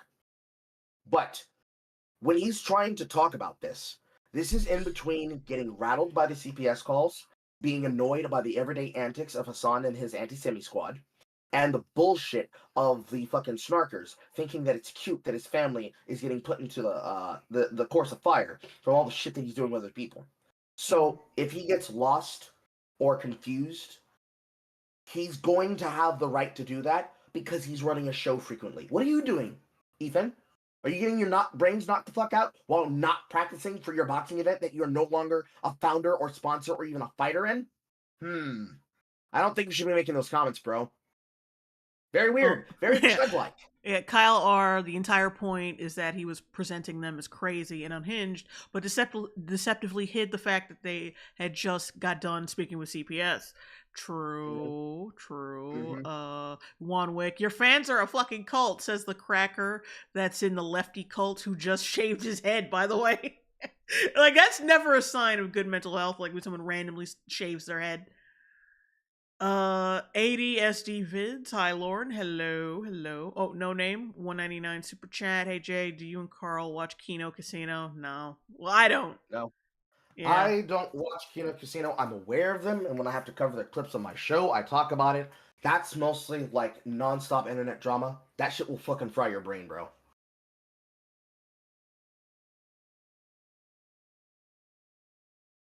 Ian in that clip. That's the same clip of It's all the when part of the same CPS was clip. called. Yeah. Same clip. It's part of the same conversation. You completely wiped your brain of what happened during the CPS stream. That's not my fucking fault. That's no one else's fault but yours. All I wanted for you to do was say the bare minimum of like, hey, this is fucked up. This is not true about CPS, whatever. Like the bare minimum. It came up because they were talking about it on their fucking podcast. By the way, they're the ones that like started this conversation by talking about it on the podcast. Be like, hey, I'm not getting involved. I think that was their response after you guys initially called them out. This is what I was talking about. You cannot have something terrible happen, be like, yes, let's make some content, and then shit talk your friends of 8 years. I'm so fired up, I don't even know what to do with myself, which is why I'm crying. On the other hand, I don't know if that's a good state to be in life. That's that Elon kind of spitting. And a lot of the clips he uses is us fired up from the day that CPS came to us. For anyone confused about the timeline, Ethan was talking shit about us on his Instagram. Here's him fucking putting that shit on the screen so he can be smug about, oh, you were mad that I didn't put it on camera, so here's me putting it on camera. You see your thumbnail? Ethan shits on iDubbbz on his Instagram and his podcast. Okay, here we go. So, right here, March 1st, March 3rd, March 5th. The order of the correct events, when he mentions Froggy Potion, is that on Frogan's stream is when she started looking at the Bad Empanada content. This content went out at minimum 3 whole days. If we want to give him the best chance, 2 whole days. As they were going through and making, filming, editing, rendering, and then publishing his content about him. In the order of operations as it happened, they chose to drop the content so that he would see it. And then the call to CPS happens. He had 2 whole days, at best 2 hours, 2 days and 12 hours, in which to react to the fact that his new friends were harassing him before he had the chance to comment on anything that happened. By removing it from this timeline of events and framing it as though Ethan chose to attack them, then when they went on to their fucking dead shit podcast, she ruined my career, or she killed my career, she ruined my career, whatever it's called, Ruin My Career podcast, where they have dry conversations where Anissa basically uses it to harass harass Ian in the room about shit that she doesn't like about him, where the clip from Kino Casino comes from, where she tried to make a comment about him, and he says some slick shit back to her, like, yeah, and I bet that guy that you'd use wouldn't cheat on you. Basically saying that if he had a chance to, he would fucking dump her like a hot potato. He goes on there, and they give their response, where she and he, both collectively together, react as though he's attacking them out of nowhere, like, what? Why are you saying this? When very obviously to anybody else, by choosing Hassan's side, Ian is clearly choosing to be against Ethan. So, as far as brands go, you, my former friend, has put yourself against, yes, it's a Red Table Talk 2.0, but even gayer, or master. You put your new friends above me.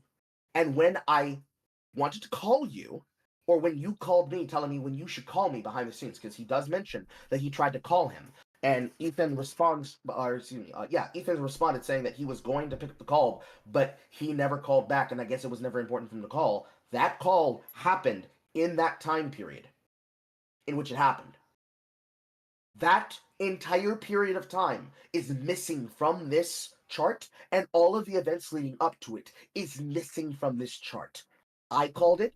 Most of the commentary community called it. There's a clip of Papa Gut reacting in real time when he was watching this, calling out the fact that they were lying about the timeline, and part of the lie that goes along with this is in the clip that is provided from Denim's stream. So we'll talk about it again when we get there. But this entire fucking timeline is a misconstruement at best and an outright fallacious lie at worst, meant to make you think that they are innocent. Any CPS shit. He was also talking shit about us on his podcast before any CPS visit. On March 7th, CPS visits Ethan and Hila, and that same day, they decide, let's do our podcast, and let's have the topic be the CPS visit and how distraught we are about that. And then right next to that, right after it, you guys talk about me and Anissa. But you don't just talk about us. You shit talk us, and you imply that we're friends with people who are doing this, who are... You are friends with people who are doing this. The fuck? Are the ones who are harassing you. Do you have evidence that H3 Snark called CPS on you?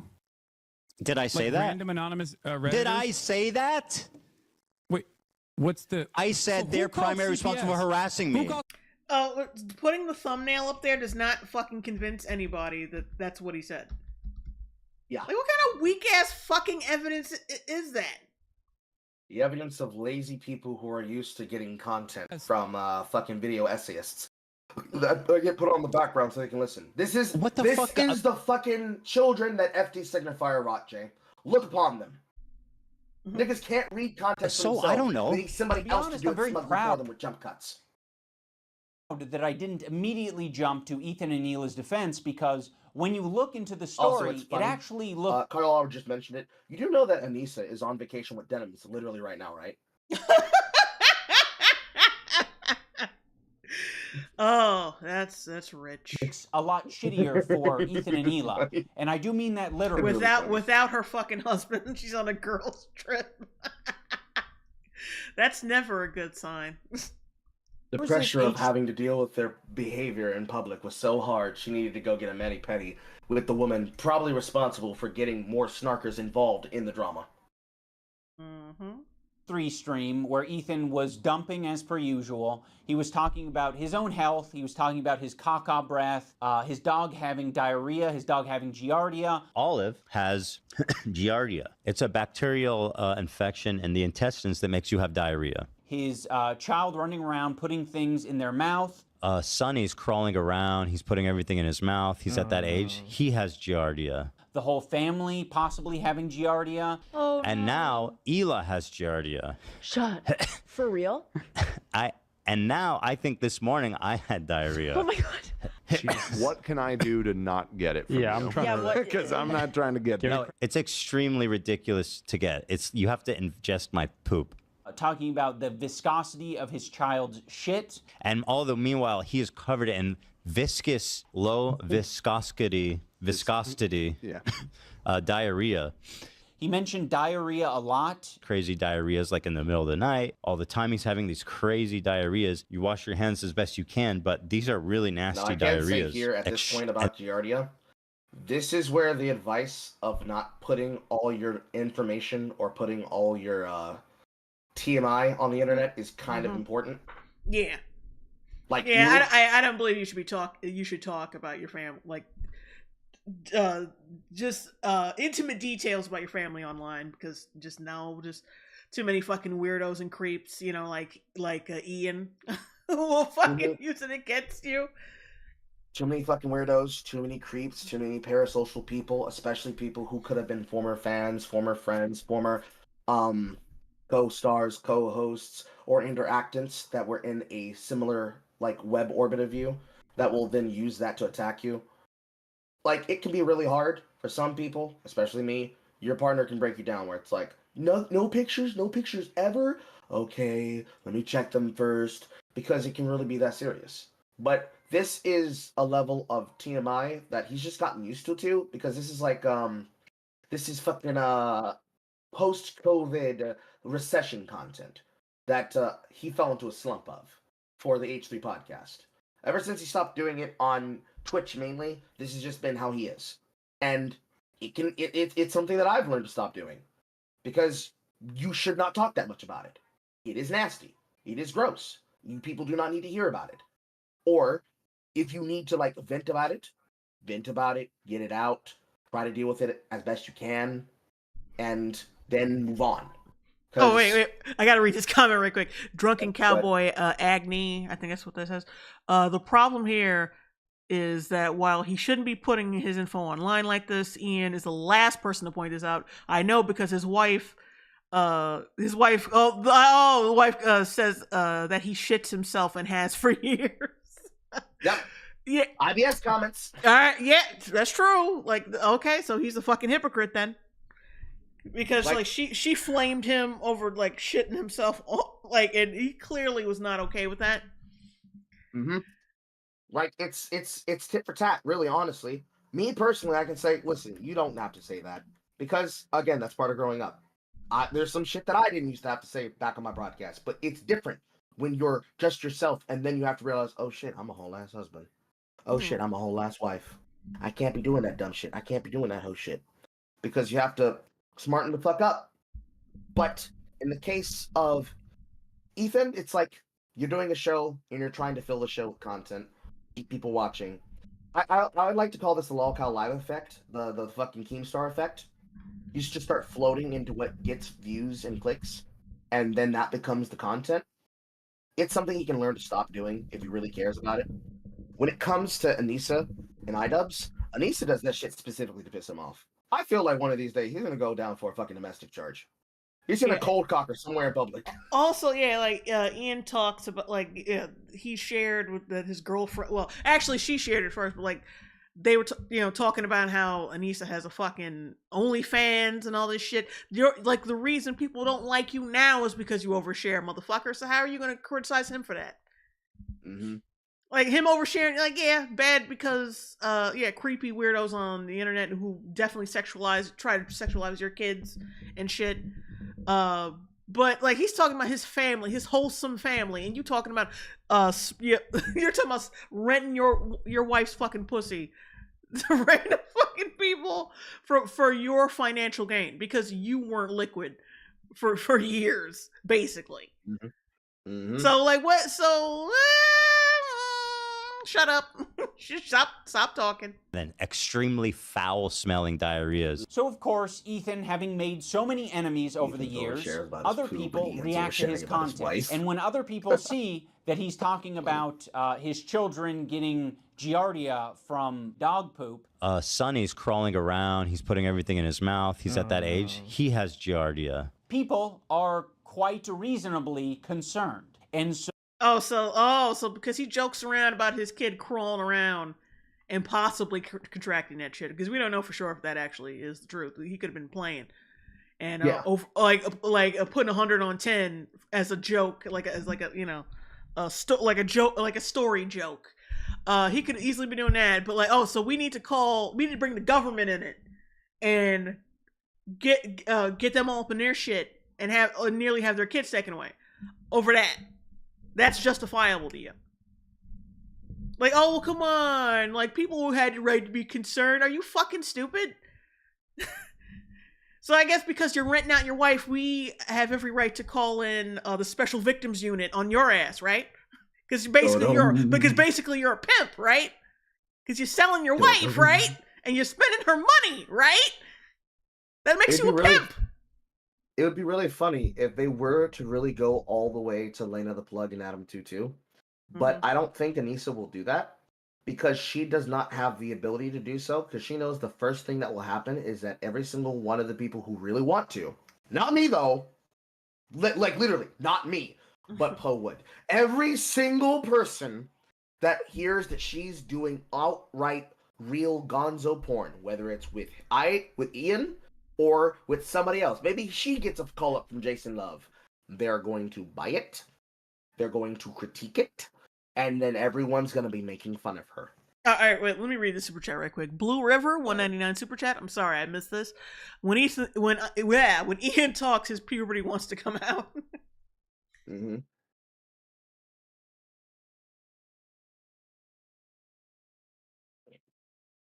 So, yes, anyone who's seeing that content might be concerned. Oh, Bonesaw is ready. Giardia is easily treatable and pretty common. Most young kids with underdeveloped immune systems get it. Normal antibiotics get rid of it, though.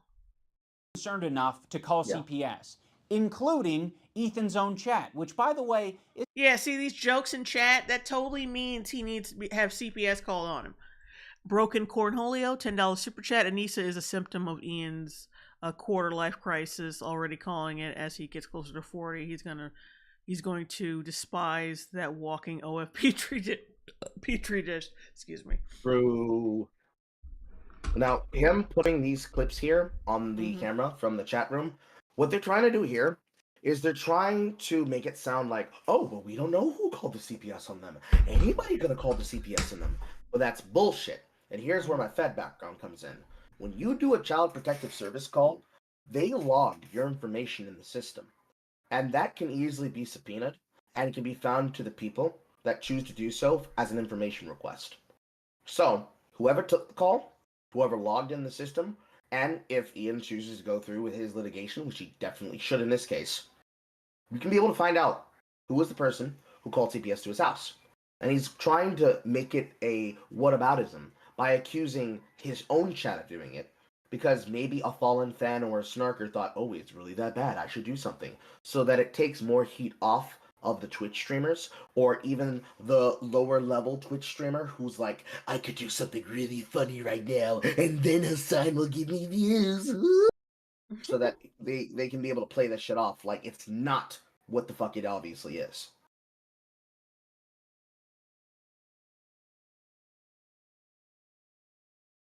It's not a measly number. It's about 26,000 at the time of this stream. So there are 26,000 people listening to Ethan go into great detail over 7 or 8 minutes about diarrhea, viscosity of diarrhea, his child having giardia, him and his whole family. Which he did in a joking way, which no fucking sane person would consider that a fucking needing a CPS call. Yep. Stop being willfully obtuse, you fucking. I was gonna say the F slur. Oh, but considering like they're being a little bit more stringent on my streaming, I better be careful. They're calling it the poop house. Now, what Ethan does, instead of taking any responsibility... Yeah, because when you say, oh, the poop house, I gotta call CPS. Because that's what you do when you think children are being abused. Oh, look, the poop house. It's the poopy house. Responsibility If for anything, sharing... you could try to put in a call for a wellness check. That's acceptable and would be normal. Anybody could honestly do that, especially something that has been normalized now as swatting has become regular. Thanks, fucking dumbasses on the internet. More content creators have normalized going to their sheriff department and their beat cop departments of their counties and telling them, listen, this is who I am, this is what I do. If you get a call for this address, please send me a call beforehand. And they have stopped probably, like, in my town alone, 500 plus cases. Because it could be a well-known streamer streaming in Atlanta, it could be somebody like Kai Cenat on Visit, or it could be just some fucking guy who's playing 2K to an audience of 20 people or playing Tekken to an audience of 100, getting his baby mama calling him by CPS to say that he's hostage her child when it's his day to take care of the kid. And they're both playing two-player with each other on camera.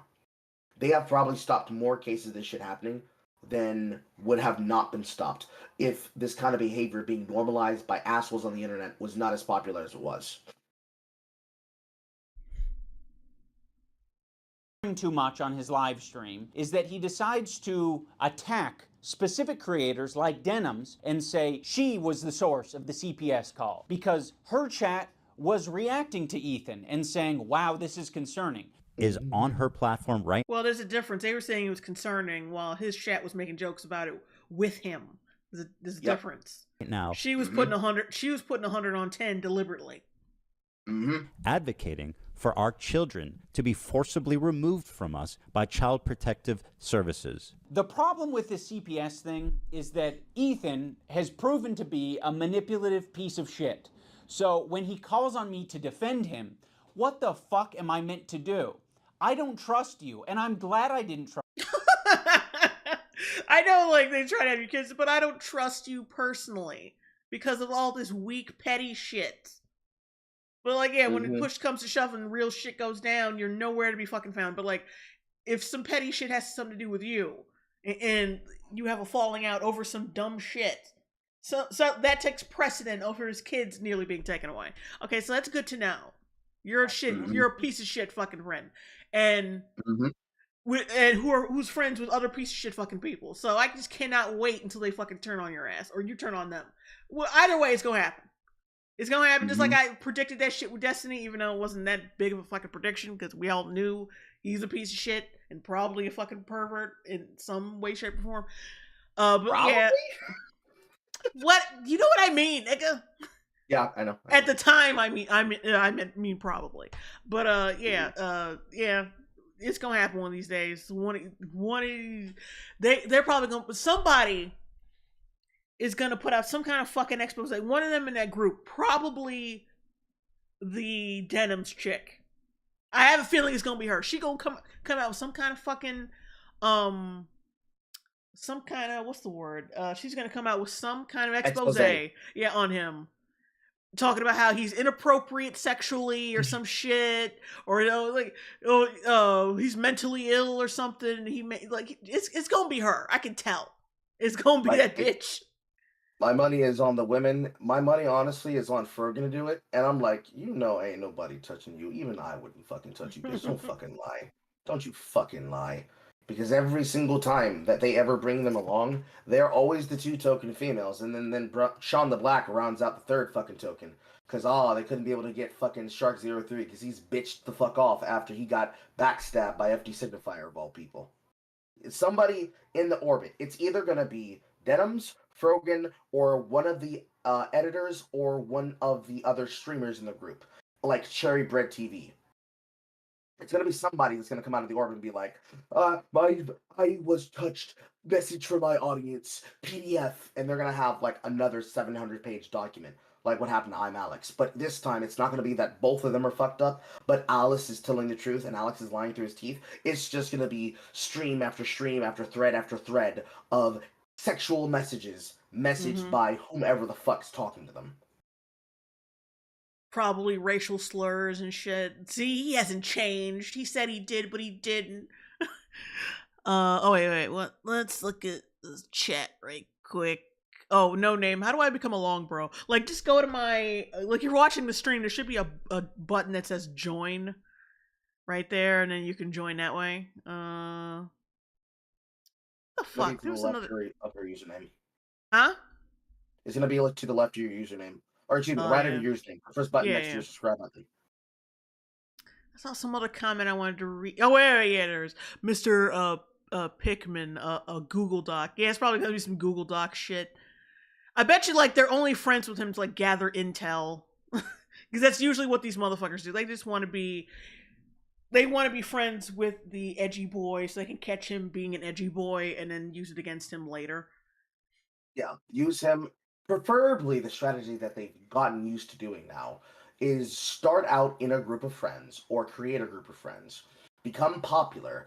Then when somebody starts falling off or they're starting to drag the team behind, instead of trying to uplift their friend and get them back on the straight and narrow, like a group of people could, like the Unsubscribed podcast led by Donut Operator, they'll instead backstab him, like they tried to do to Witwix with his ex that tried to accuse him of rape.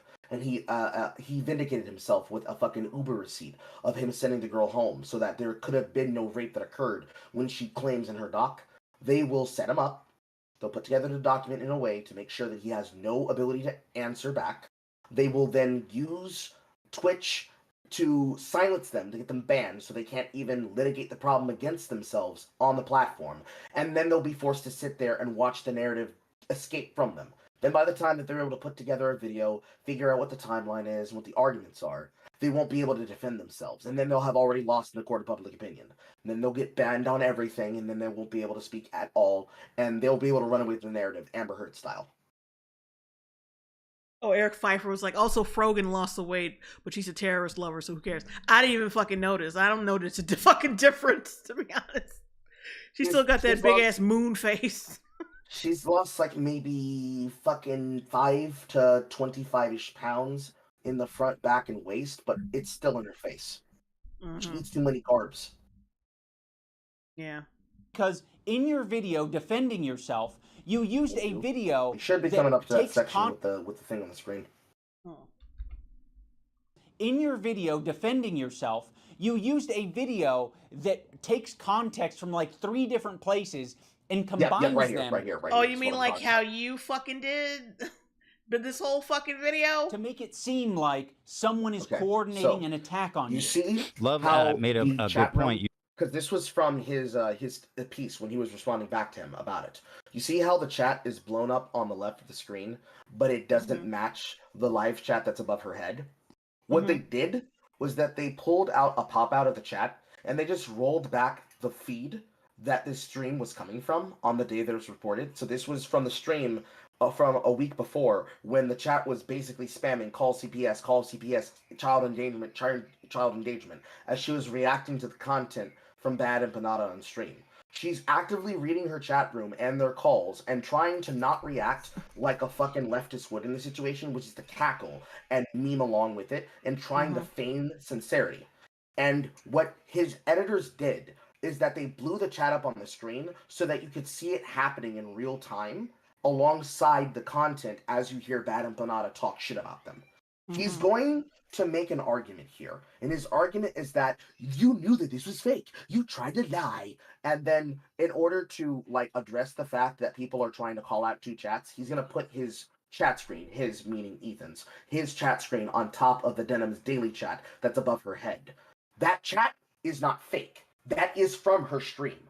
That is how all Twitch chats look on the side.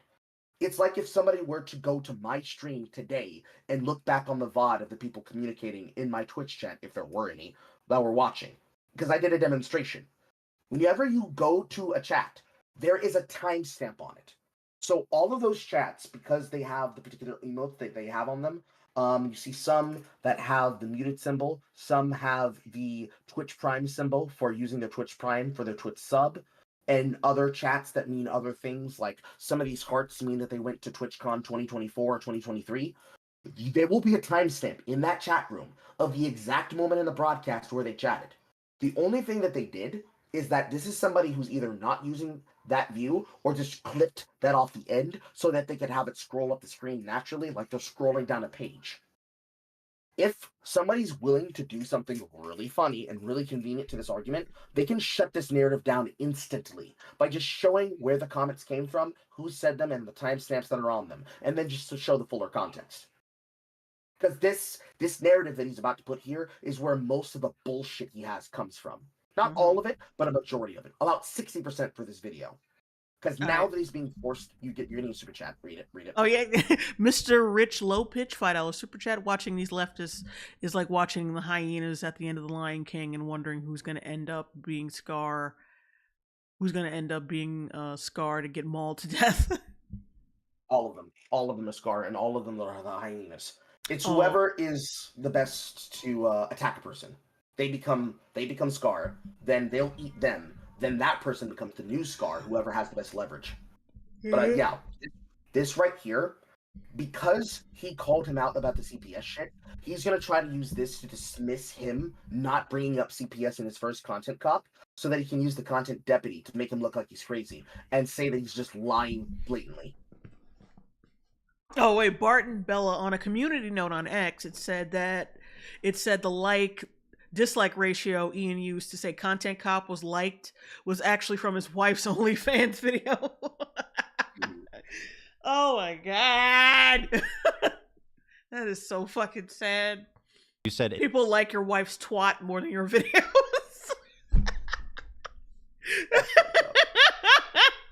Is this every comment? I believe this is a live feed of the chat. This So, isn't edited. What about the top right? I thought these were No, it's selected. this. I think when you full screen it. No, this is an edit. It's a cutout of the full chat. That's just enlarged. Oh, there, really? Over the screen, yeah. They're different, I think. Yeah, It's not timed. It's not timed the same way. But it sounds like based on this clip, you knew that it was bullshit, and you. No, the person who corrected him was wrong. Welcome to Earth, 199 super chat. Jay, I find you more attractive than denims. Oh, thank you. Just went with it anyway. Ethan Klein uses. No, he was wrong. People can be wrong, Ian, even when they make you look better. This very deceptively edited video, or not make you look better. That is just like doing this smooth scroll to make it seem like that's all of Denim's chat, but that's not what it is.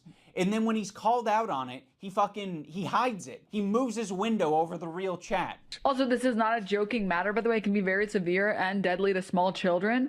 I mean, much like many other illnesses. It's not covering it. He's just moving himself so, like, the relevant parts are clear. So he doesn't cover up her face. Oh, yeah, this is strategic. Like, no, it isn't. In the chat, co-signing it. You're reaching, you little newt. Very, very dangerous. Now pay attention to her chat. The question that becomes then when you're like, he's covering the real chat. He's covering the real chat. Okay, so where did he get the screen? Where did he get the chats on the left of the screen from? Mm-hmm. Like how did he fabricate it? If it's fabricated.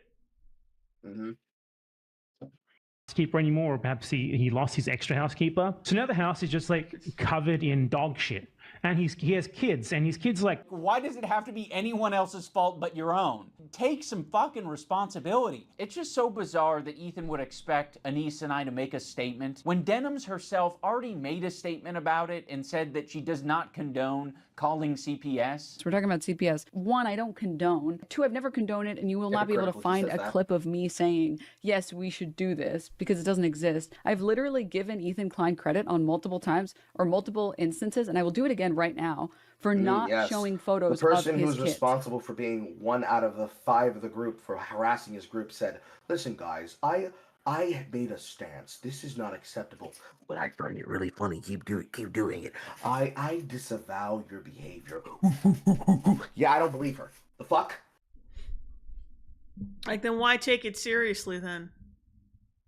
Like, yeah, you weren't commenting on it like it was just some, well, they're just oversharing. It's kind of cringe, but, you know, kind of funny at the same time.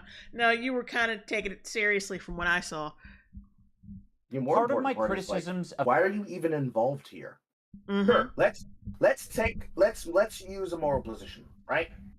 Let's say in this alternate reality, Denims chooses to like pal around, and she uses Hassan, she uses the fucking WL and Poggers community built by Cutie Cinderella and Ludwig to build herself up, get free donos, free clicks, and get free press opportunities and vacations out of being friends with leftists, but using them utilitarian style. Being female Vosh, but not addicted to horse porn or lolly girls in your folder and getting caught with it and calling it your tax folder. And she gets in this event. Why would she want to cover drama that she knows is going to put her in a compromising position? Mm-hmm. At best, she'll hear about it, she might laugh at it, but she's not directly getting involved. So she'll pull an Abba and preach. I didn't fuck no girls. I didn't do nothing. As soon as I saw something dumb was happening, I got the fuck out.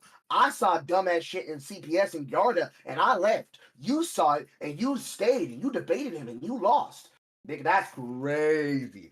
Exit stage left immediately. If she did that, then if she made a statement, plausible deniability. And then if the chats come through the same way it did for Bad Bunny before she switched her name to Tira chats about her using slurs and shit, then we can find out if she's on that bullshit or not. But if she's in the group, but she steps away and doesn't get involved, that would be where I'd say, okay, she made a statement. She doesn't think that it's okay. Because let's say she doesn't think that it's okay. It's really funny when it's just internet drama. The second she sees, it's like, oh, wait, that's real? You guys called? What the fuck?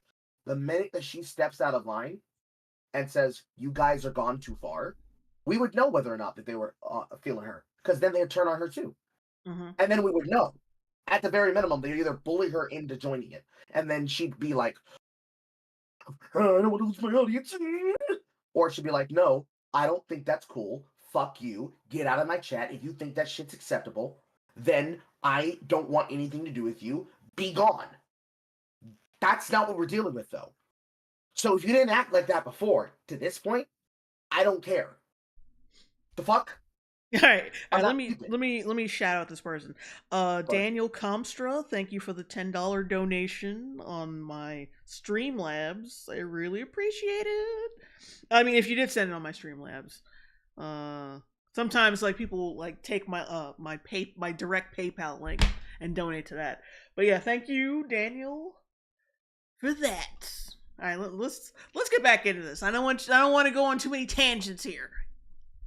I'm just giving details, girl. I know, but you know. Ethan initially was the openness. I think it's a problem that you were that open, Ethan. Well, you know I'm very open about everything. As part of how I wanted to conduct myself and how I wanted to relate to the audience is to be open as possible about every fucking thing in my life. It is not strictly a benefit to be as open as possible on your podcast. Ethan was just sharing his thoughts. What we were thinking, we were speculating. Sonny's crawling around. He's putting everything in his mouth. He's at that age. He has Giardia. We were speculating. Oh, and now Hila has Giardia. It's a benefit in this situation because I believe him over you. The fuck? Open as possible about every fucking thing in my life. Yeah. Really? How many siblings do you have? I don't know, dude. The internet's too fucking weird to give out all that information. Oh, you don't even want to say how many because you're afraid that it will somehow by all compromise means, your keep talking privacy. about it. On top of Ethan characterizing me and my wife as anti-Semitic, he also takes a dig at my tattoos. Bro, you literally look like a fucking free tattoo pack that you get for 25 cents from a windy thing, bro. Like literally my kids have cooler fucking tattoos from Chuck E. Cheese. Bro looks like he just went to the menu and was like, I'll take that one, that one, that one, that one, that one, and that one. I have quite a few options here. I can show your tattoos in all of their glory, or I can... Which, you fucking did. I don't know. Of course, you're gonna do both options. Raggedy Man, $20 super chat. Hey Jay, sorry I was late. I have some money. Thank you, Raggedy Man. show that your tattoo made it to the top of awful taste but great execution subreddit, which is not a good thing. I mean, it might be a good thing for the artists that you work with because that means that they did a good Star morale, the tattoo bit is so annoying. Yeah, like try to argue the points, Ian. So this is how you know he's got nothing. Because you made fun of my tattoos. You said I lost 250K even though I fucking did. And that's a huge problem considering my managerial skills, and that might be a concern. good job from a technical standpoint, but it's sort of a failure in every other aspect, particularly the decision-making aspect. If you want to go tattoo for tattoo, Ethan, we can do that. You want to keep it to other things? We can. I'll give you that option. Ethan also talks about the potential CTE that I might have after boxing. Yeah. Ethan, your whole system is scrambled. This is your the brain is fucking scrambled. therapy comments again. Getting punched in the face too many times because you don't understand the situation. Some people are saying the CTE is starting to take effect. I guess that These are clearly jokes, but whatever. I guess we can take them seriously would now. be comforting if there was some explanation at least. Any amount of CTE that I may have endured after doing 2 boxing matches, I'm going to say is preferred over having to share the load of doing 50 jumping jacks with my wife. What if we both do them? We'll both do 25 at once. 25 each? Oh my goodness. Great form by Yeah, Bo. really nice. Like, are you really trying to say you're healthier than this nigga? After he's already this is a while ago. He's already lost a lot of weight. I mean, granted, it could have been from the Ozempic. It could have been from that shit, but he still lost weight, so he could basically. I think the motivation for that was because of his fucking kids. He needs to be cognizant and healthy enough to run around with their little asses. So, once again, you got healthy for one decent boxing match and one failed one, and you're still sallow. You still look more unhealthy than he does. Yep. So what the fuck? And he at least he lost weight for his family, which he has, which somebody loves him enough to give him. Hint, hintity, hint, motherfucker. More importantly, because he's doing this, it's the same shit as the therapy comments. You're just like, your tattoo sucks, and also, I was able to take 2 punches to the face in these boxing matches, but you look floppy and frumpy doing jumping jacks on camera. Okay, he's doing jumping jacks on camera with his woman. They're having fun. Meanwhile, what are you doing with your woman every night? What are you doing with her on that podcast that's going nowhere? He douches her after she's done. Douches her after every cum dump. That's a bond. Let's be fair. That is a good bonding moment. You bully. Oh wait, Mr. Rich Low Pitch, $2 super chat. Wait, did Ian also get beat up by Sean Strickland? Which Sean Strickland? I thought, is it the MMA guy or is this that political guy? I forgot. I can look it up. I don't know. Too many goddamn Stricklands. He's the MMA guy. Oh damn! Well, oof. Nicknamed Tarzan. Oof. Yeah, he got his ass beat. Never mind. Also, why are you talking about CTE at all? You've continued. It's a joke, you retard. Illustrated that you can't keep track of anything. It came up because they were talking about it on their fucking podcast. By the way, they're the ones that started this conversation by talking about it on the podcast. Be like, hey, I'm not getting involved. I think that was their response after you guys initially called them out. He can't even keep straight who attacked who first. Oh, it must mean he has some kind of mental problem. Thinks that our podcast where we're expressing sympathy for him and Hila was That's not real sympathy, nigga, and you know it. That was to protect your brand, what's left of it. Stop playing. That is not empathy. Stop playing I hate this nigga. I hate people who pretend to be I'm so empathetic. I just want to love everybody and take care of everybody. No, you fucking don't. The impetus for him talking shit about us. I much prefer boxing-induced CTE than harassment-induced CTE. Ethan acts like we're such great friends and that, like, he... No, he doesn't. When was that? shared such... Actually, isn't that what you did in your last video? Try to pretend like, oh, we're such good friends because I love him so much. I want him to get better. I want him to get well. I want it like everything you're accusing Ethan of doing, you are also doing. You have done in the past video. So like, well, what a turd! Like I can't. Like that's the only thing I can call like just a fucking turd. Moments with me, but it's all horseshit. He's lying. Like the whole thing is a fucking lie. Getting stuck in the sun. He's manipulating his audience. We did not have a close relationship. You guys were buddies for a long time. He texted me like one time, like, "Hey, dude, we should talk this out." And I was like, "I don't feel like having this conversation right now." That's it. So Ian kept trying to get me on the phone or text with me, and we weren't good friends. That's why I'm always like, that's why I was always in the first video. I was always like, relating to him as a friend and said he should get help and all that. Like I'm so empathetic. I'm solely his friend. When it benefits me. But when it benefits him, we weren't friends. We weren't close friends. Which Motherfucker, is exactly, please. Yeah, that's exactly the shit he did to the people he claimed he buried the hatchet with and tried to recuperate from his content cops. So you're saying that the second that they weren't beneficial to you, friendship over, dead. My friendship with Ethan Klein done. Now Hassan Piker, my new best friend. Fuck out of here. Hassan Piker, he's gonna be like... the shakiest people to be friends with. Like, these are the people you... I'd feel sorry for him if he wasn't such a turd. Hidges Girl, $2 super chat. I liked Ian when he said slurs. Hi, Mama J. Hello. And yeah, he was better when he said slurs. He was much better when he said slurs. He was more honest. Him, dude, honestly, I don't feel like having this conversation right now. Okay. Fair, right? I just didn't want to do it. Okay. And also, why are you messaging him like I said, appealing to his humanity and trying to get him to like come to Jesus moment if you guys aren't friends? Like, why do it? Yeah.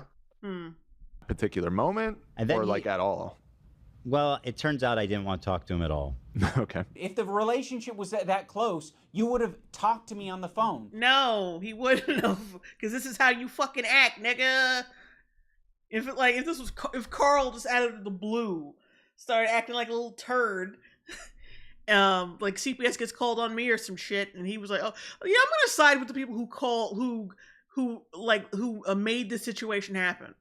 Yeah, I wouldn't talk to him after that, good friend or not, because that's some bullshit. Just like if I did it to him and his fucking kid. There'd be like a series of actions that would happen in order of trying to figure out what the fuck is this over, because we would talk about it privately before anything else happened. There's been actually maybe 2 moments that I remember where you probably sent like a community post where it's like, I'm not gonna react with Carl doing anything in the future, and it's like, that was on me. I don't remember exactly what happened, but whatever it was, that was 100% on me and something that happened on camera. And then we worked the shit out, and it's like, been fine ever since. But however it happened, it's like somebody on behalf of one of us would try to talk to the other to figure out what was happening. And if it did not ameliorate from there, whole clean break. But there would be people who would beat my ass before I ever did that. Let's be serious. Yeah. You wouldn't have shit-talked me. You would be curious where my brain was at and where I was coming from. We know where your brain is at. Up your wife's ass. Like, There's a moment in the Content Cop where I'm trying to give an example of the cycle of harassment. Have you ever been in a comment section and found someone to argue with? It doesn't stop. It can literally go on forever if you don't want to touch grass. I mean, yeah, this was kind of okay. Was that? And keep in mind, this guy, like what Idubbbz used to do when he was popular, he now considers harassment. So you can't even trust his opinion on what fucking harassment even is. Even if you was to have a consistent example, it becomes harassment when you harass my friends and people who are with my friends, and it becomes not harassment when I think you're a bad person. Which is just the shit that I said earlier. You're suspending general goodwill and creating animosity where it need not be, because you figure, as we've always learned, no bad tactics, just bad targets. Me. I don't know. Are you okay? Ethan and Eli act like they have no idea what I'm talking about here. So, I mean, maybe they don't. It's a very obvious and easy to digest point. That's why I made it that way. I'm going to explain it here so everyone on the internet understands. When you have a podcast where you are constantly emotionally dumping and saying things just off the top of your head, and you're attacking other people randomly, maybe from your perspective, it's not attacking. Maybe you're just commenting on someone else's situation. He's got to be one of the most visually repulsive people. FaZe Banks, like, in my opinion, he's somewhat repulsive to look at. And being pedophile. Pirate Software was like weird about it. It's like, look at my old voice. It's Like, really, you're gonna just show him saying the word pedophile with no fucking context whatsoever? Pretty much. You know, this is... so lame. Like What I an said, obnoxious loser. She goes, I can't believe This is these clear people are. fucking bullshit. And because now he's bringing up anti-snarker content, and he's also bringing up the drama that happened before this evolution between himself and Hassan, which basically was the anti-snarker, and then leading up to this shit. And the problem here that he's about to try and explain is basically that fucking Amandla Steinberg shit, which is that the generosity that you receive is the hate that you give. So, when you're mean to everybody in the world's gonna be mean back to you. But here's the reality of that. Just like when people can harass a content creator like me or Jay, the way that interactions work when it comes to comment sections and interactions in those comment sections. So, like, when niggas get mad at us with our opinions about Vampire, and they get mad enough to leave those comments in the comment section between season 1 and season 2 on those different episodes, for whatever take you and I have. He's trying to explain that it's justified for them to say what they want to, and that they're caught in a cycle of hate that is being perpetuated by you, but it isn't. So, like, when a person decides to create a problem for me, playing a game that I play on camera, and they're harassing a group of people in the same server that I'm in for 65 days, while we're in that content playing together. Basically like the OnlyFans drama that is being done on World of Warcraft, featuring Pirate Software. There are people parasocially getting involved in that drama, like, ironically, this situation, and he's justifying people being able to bully, but not being spoken back to. So he basically wants him, like he was saying in his own content, when Ethan addressed this, they want me to sit there, be a dead fish, and just react to being harassed. That's insane, and we're not going to do that. The fuck? Exactly. Ginger Snap, $9.99 super chat. Thank you, Ginger Snap. All right, let's fire this back up. So obnoxious. And he looks like an idiot who's obsessed with me, dude. But what happens when other people comment on your situation? It doesn't feel too good, does it? But he's like, no, actually, Ethan, the fucking Jew bag. Fuck this Jew bag Zionist baby killer, guys, right? I don't know if that's what the video is. That is the back and forth I'm describing. You might have thought we were just saying that Ian and Anissa are bad friends. Well, guess what? We didn't take it that way. That's your fucking problem. You motherfuckers have the brain chemistry of a psychotic border gnat. What the fuck? Well, I made up that species of gnat. but yeah, y'all have the brain chemistry of no, fuck it. You have no brain chemistry. It's just nothing. Our POV don't worry, I'll be creative for you. They have the brain chemistry of a troglodyte, a sightless lizard that pokes people with a stick. Like, fuck everybody, and I don't want to hear any excuses. You're not my friend, and you never were, and you never will be. You never will be. Yeah, that's fucking venting. It is. What the fuck else do you think? What do you think venting is? Ian? Like, what is your explanation? What is your description? How would you describe venting? It's like the kind of people that try to describe what ranting is and what crashing out is without actually understanding what that is. Like, sure, I can rant sometimes, a lot of the times, but every time I try to give a piece of information, that does not proclivit what I said is a rant. If I talk to someone and I ask them, "How was your day?" and you then say, "Oh, every time I see Carl talking, he's always ranting," I'm punching you dead in your mouth. Is that a rant? Does that sore lip feel like a rant to you? because that's fucking stupid, right? So if he doesn't express himself and he doesn't tell anybody why he feels how he feels, then you would be justified to be like, bro, what the fuck? Why didn't you say anything? But he tries to talk to you. And then you say, you want to talk about other people, but when I talk back, that doesn't feel too good, does it? He should punch you in the fucking mouth, bro. What do you mean? You're not stupid. You have common fucking sense. Why act like that? Huh? Oh, Eric Pfeiffer, 199 super chat for the Border Nats. Thank you.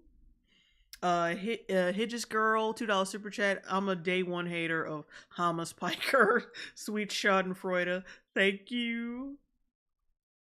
What we took it as is Ethan and Neil are shit-talking us. They just implied that we're shit-talking can be venting at the same time. Stop playing. They're okay with people using CPS as harassment, and now all of their fans are brigading us. So they would have brigaded you regardless. What is it? We're supposed to, they're not supposed to say that the nice way? Yeah. Ian was so helpful calling CPS on us. Like, you guys are A1 friends. Like, there's no nice ways. Yeah, people would have been like, hey, that's fucked up. Like, Ian, you got an explanation for this shit? They still would have said something. Quay, $2 super chat. I love your work. Are you single with those with those milkers? Damn. Well, I am. And let's get back to the video. So I am going to respond in kind and make a content cop. So yeah. But your shit was full of like lying and bullshit, and if the only one who can't take shit talking is you. Yep. Because we all know. Yeah, we all know what the hell started Ethan's reign of terror. But you, on the other hand, it's not like people just saying the truth about you. You know what I mean? And you can't take the truth, which is ironic considering your prior YouTube career. Yes, that is what the cycle of harassment looks like. Okay, what does that have to do with me? I don't know. How about you fucking Nazis? How about that? You might think that all of the harassment you're getting has everything to do with your politics and your idea of Israel-Palestine, but a lot of my gripes were centered around you dragging me into your shit. You know, you knew that you... Yeah, because you putting on that Free Palestine ribbon and all that shit, that had, you could have left that completely out of it. Mm-hmm. And if it was, politically, I think like politics shouldn't have anything to do with anything. Like the CPS thing should have immediately been called out by you, because you of all people would have called it out anyway. At least the old iDubbbz would have, or and done that for his friend and made a video on the fucking freaks that your friends would. Because let's be real, old iDubbbz would have hated the people he hangs out with now. They all would have had a contact cop on him a few years ago. But go ahead. No, go ahead. At minimum, old iDubbbz would have taken note and stock of the people around him and would have started noticing the behavior that they're doing. Because since he's their friend, they're not going to start erasing their VODs immediately to try and hide evidence. He's going to take stock of what they're doing, and when he drops a new content cop, he's going to build it up by being about people that they would expect them to be on. So let's say, alternate reality. Here I go ranting again! Alternate reality. He says that he's going to make a content cop, and he's building it up and saying that it's going to be on somebody. And he says that it's going to be on Ethan. But actually, he does what he did with Logan Paul. Was it Logan Paul or Jake Paul? I think it was Logan. And he does the switcheroo. You think it's going to be Jake Paul? No, it's Rice Gum. So you think it's going to be him? No, actually, it's everybody involved in the drama around him and Ethan. And he talks about his problems with Ethan, and he still says, bro, I love you, but these are my problems with you. And then he turns the fucking camera onto every person involved. He has a section for Denims. He has a section for Frogan. He has a section for Sean the Black. He has a section for people like Justin Inks. He has a section for people like Mike from PA during his current Central Committee arc. He has a section for the general left-leaning audience, because he is left-leaning with his politics, but he's like, I'm left leaning, but I'm not a jackass, right? Full era Cubtown type shit. Because even when Alex Freeman was getting into Hassan, when he'd had that interview segment that he revealed from his new show, because Come Down stopped, and then Alex went on to go do the individual show by himself, and he had him on and he was roasting him, and Hassan tried to talk his way through that shit. He would have had a section for all that, and then he would have had a whole section for Hassan himself and all the drama around Hassan. And he would have been like, these people are fucking weird. I don't know why they're doing what they're doing, and hopefully this will be their way to get criticism to say, stop. That's what old iDubbbz would have done. Maybe he wouldn't have gone as far as he did with Tana Mojo, but he would have gone close enough to be like, here's your sign. Because they don't stop unless somebody bigger than them tells them to shut the fuck up. They're very much like Noah Samsen. Because that's what happened when Vosh had that debate with Noah Samsen. Most of them are just used to stochastic terrorism. They never get called out by somebody. So if they were to get called out in video format, and then they react to it live, expecting that it was going to be specifically about his targets, they would be airing out their own fucking content cop. It's just like right now, them going about looking and talking about the subject matter after that debate. It's like, your team lost, they got washed out, reverse sweep, completely shed on, and you're just on the car ride home from the Super Bowl like, damn, they really cooked us, huh? Fuck Clydesdale, huh, guys? And everybody in the back is just so mad as shit that they just got roasted. It's like, shut the fuck up! It would have been funny as hell. But he didn't do that. Because then he would have lost access to the left wing. Or at very minimum, they would have hated him and then would have piled onto him, and then everybody would have been like, see, your new friends are bad. It's fucking pussified. It's pussified. Yeah, let's continue. You were going through a lot, and you were saying, I'm hurting, I'm now going to make them hurt because they're not putting their head on the chopping block. Fuck you, you're a piece of shit. I'm sure there's anti-Semitic people that are attacking you guys, but they're not me, they're not Anissa, it's not Hassan, it's not all of these other... It's not Hassan, oh, it's not my friends, the people who I'm actually accusing, that you're actually accusing of this, and sending this hate your way. It's not them. Creators that you're attacking. You're not the biggest victim on the internet, Ethan. Other people can experience a horrible... I'm a victim. I'm the biggest victim, actually. ...fucking time. Yeah, keep in mind, he was crying at the end of his last video.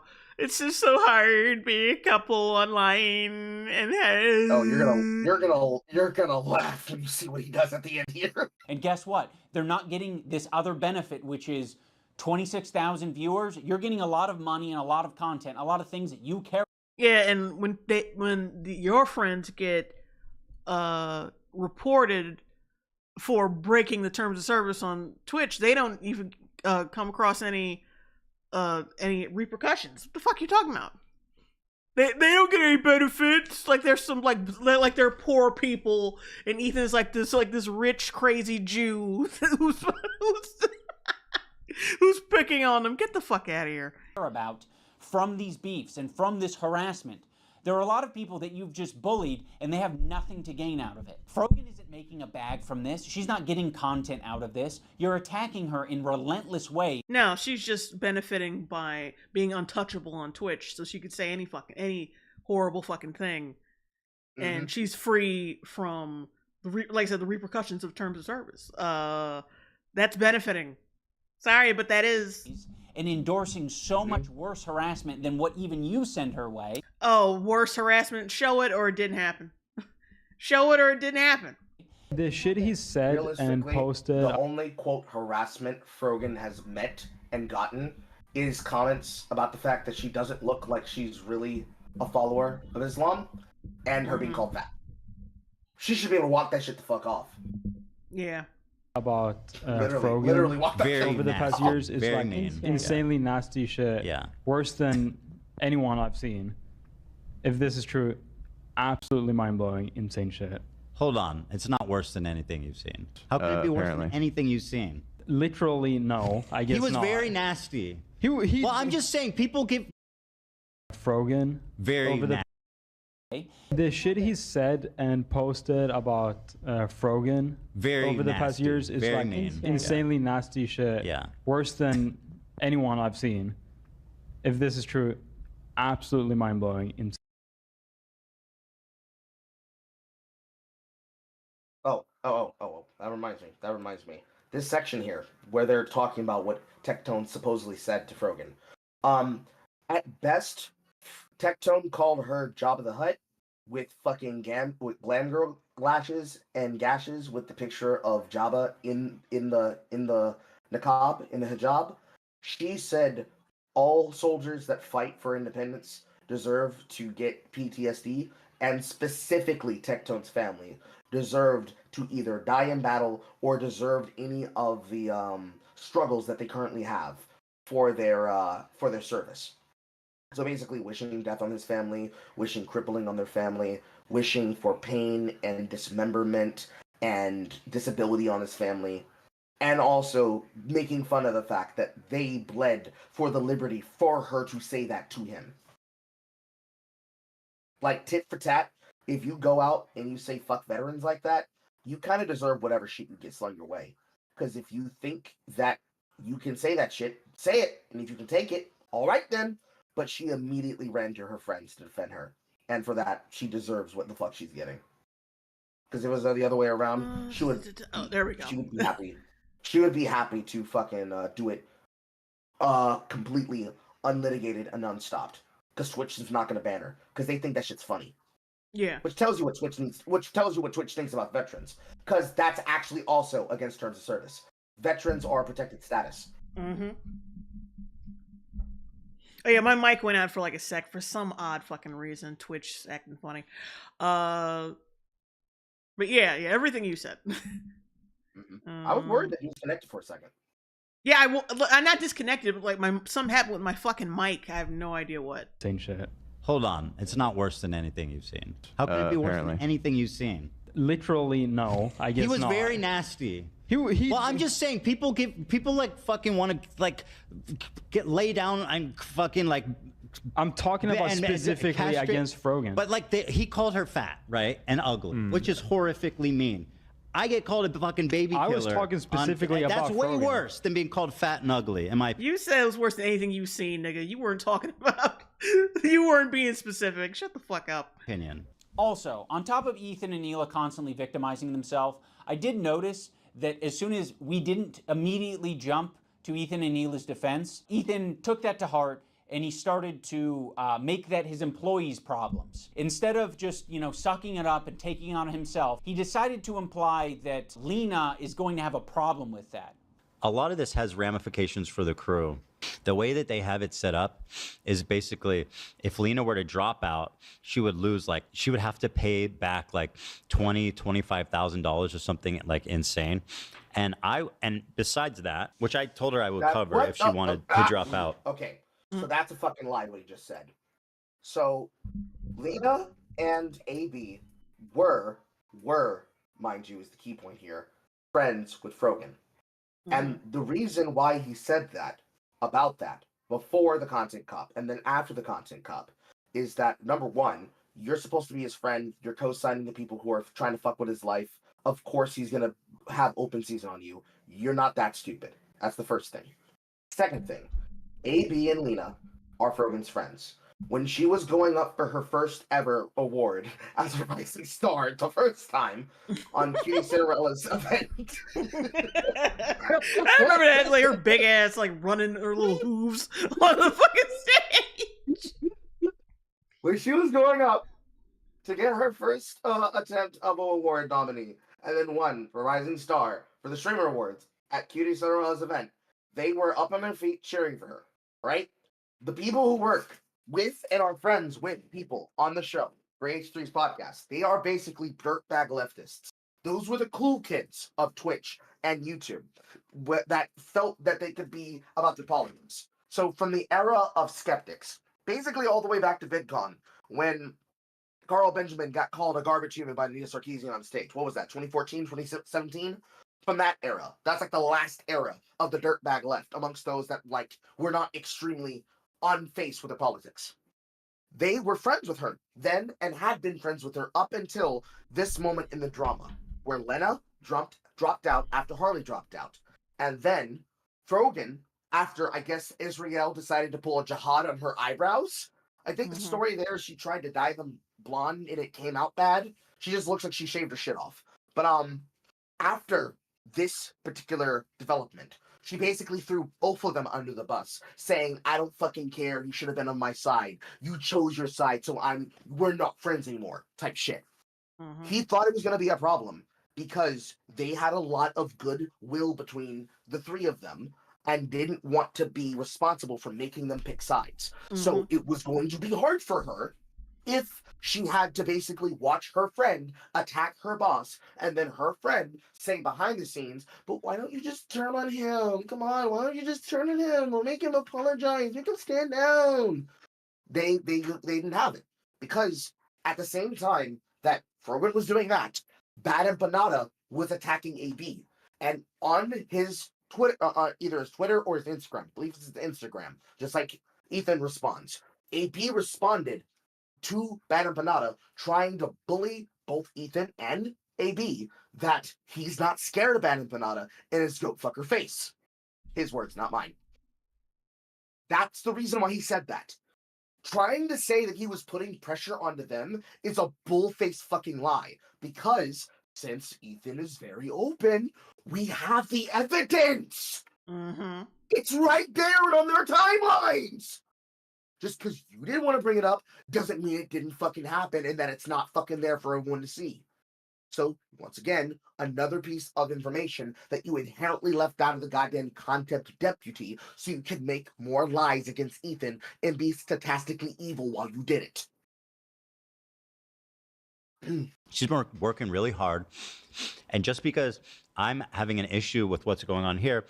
You bringing up Lena dropping out of the fight was you publicly showing to your fans, like, I don't approve of this. You were saying this shit before the content cop even came out. Which I told her I would cover if she wanted to drop out.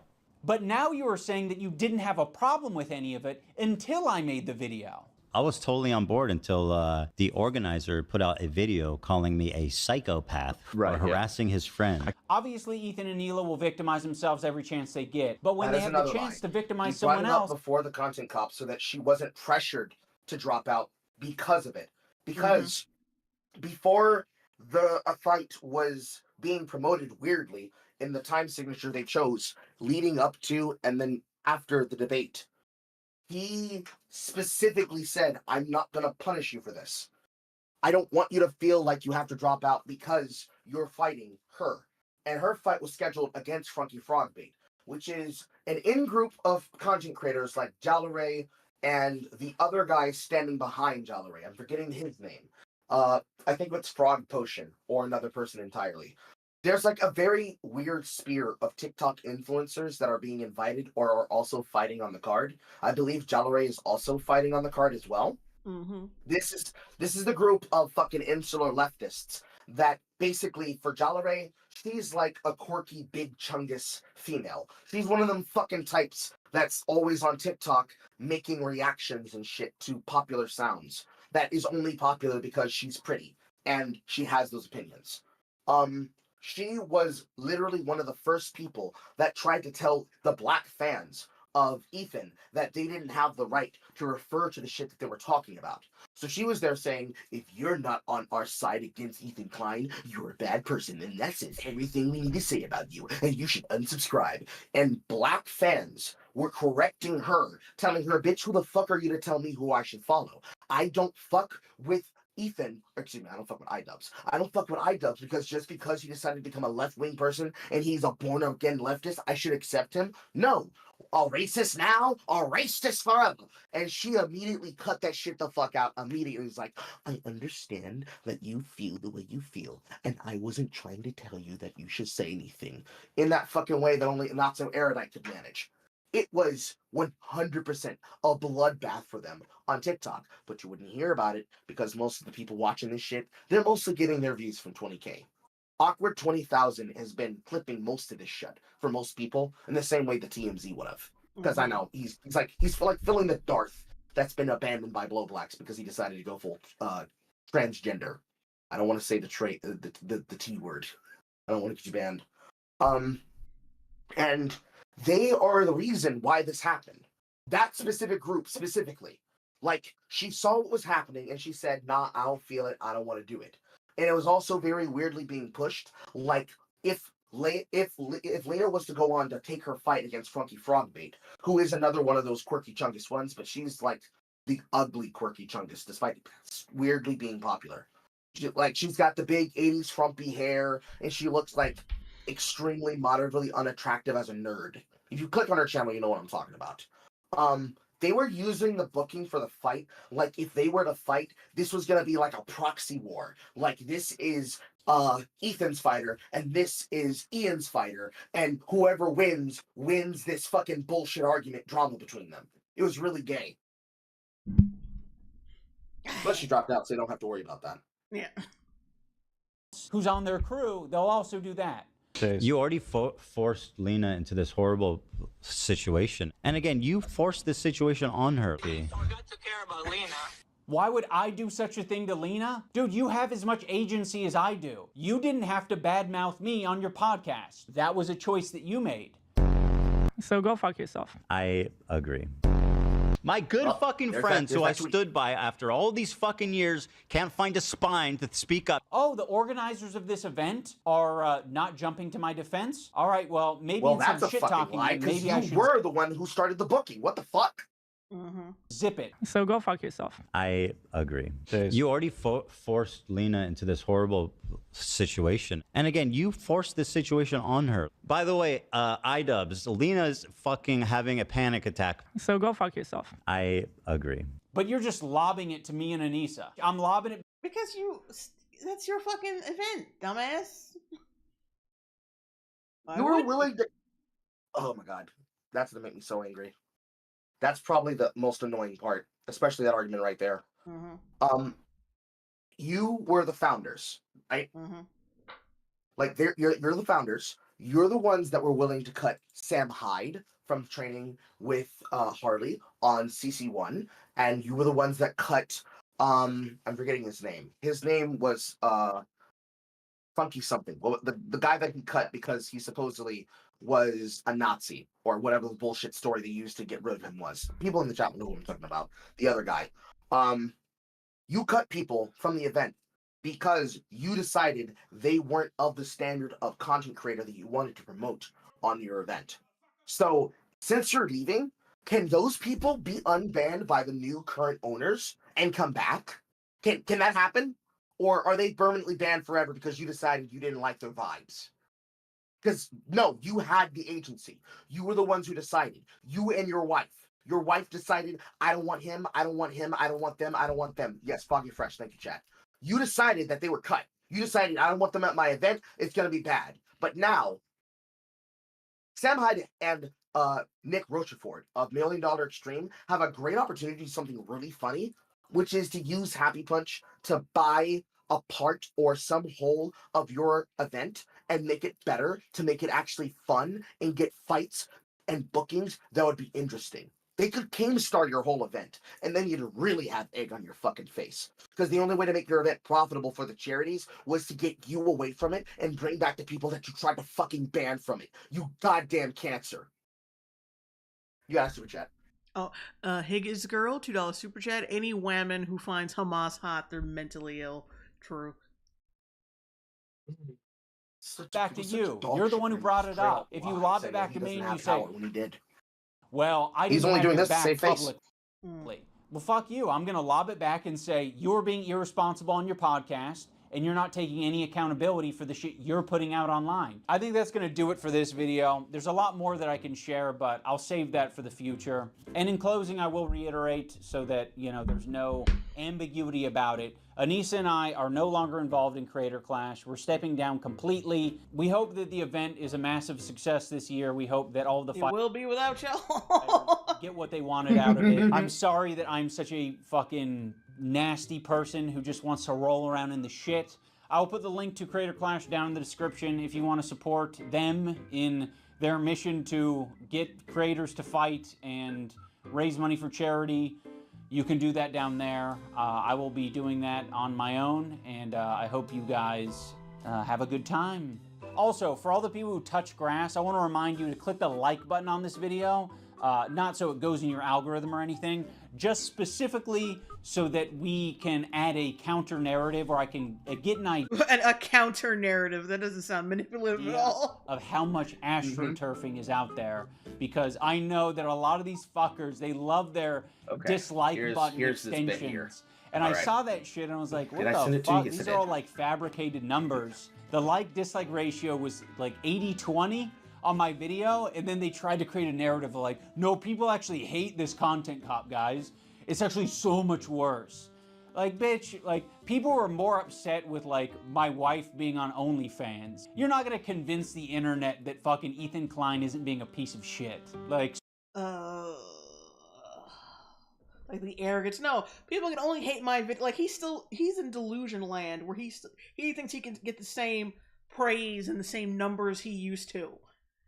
Like, no, I could possibly be getting hated. I was the funny, like, I was the green suit man.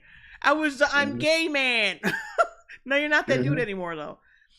Oh my god, this downvote app is faulty. It's not real. So here's the points that I was talking about that are interesting. This is the first one that comes up where he starts talking about the dislike ratio app. What he ends up inadvertently proving is that the dislike app is accurate within a fraction of a percentage of the accurate percentage that's on his videos. This was first noted by Revses Desu, who pointed it out, and it is in this point that he then got 100% cooked by everybody making fun of him, because he wanted this to be the thing that would get him over. I'm sending it to you right now. And then the other one is the one that I have here from the iDubbbz and Creator Clash comments. When he made this comment, he claimed that he relinquished control, leaving a person by the name of Leandri and RGT in charge of it. But there is a third unknown player that is now running the event, and it is suspected that iDubbbz decided to stealth sell rug pull the promotion to a third party in anticipation of bankruptcy for the promotion. It's listed here on the works from an individual that is registered to a Urania Palma, based on the people who are doing the events. There's Starfight Productions in Clearwater, Florida, Market International Promotions LLC for Tampa, Florida, then to Combat Night, DBA of Combat Sports Entertainment LLC, and then Alessi Promotions as well. And all over this material, it is suspected that in reality, he sold the event not just to get away from all this shit, but to basically hand them a dud on the way out of the door, hoping that they would take on the loss. It's suspected that he possibly might have sold it to Russians for entertainment. Because it is boxing related, but there are also other LOCs here that manage several Mexican boxers.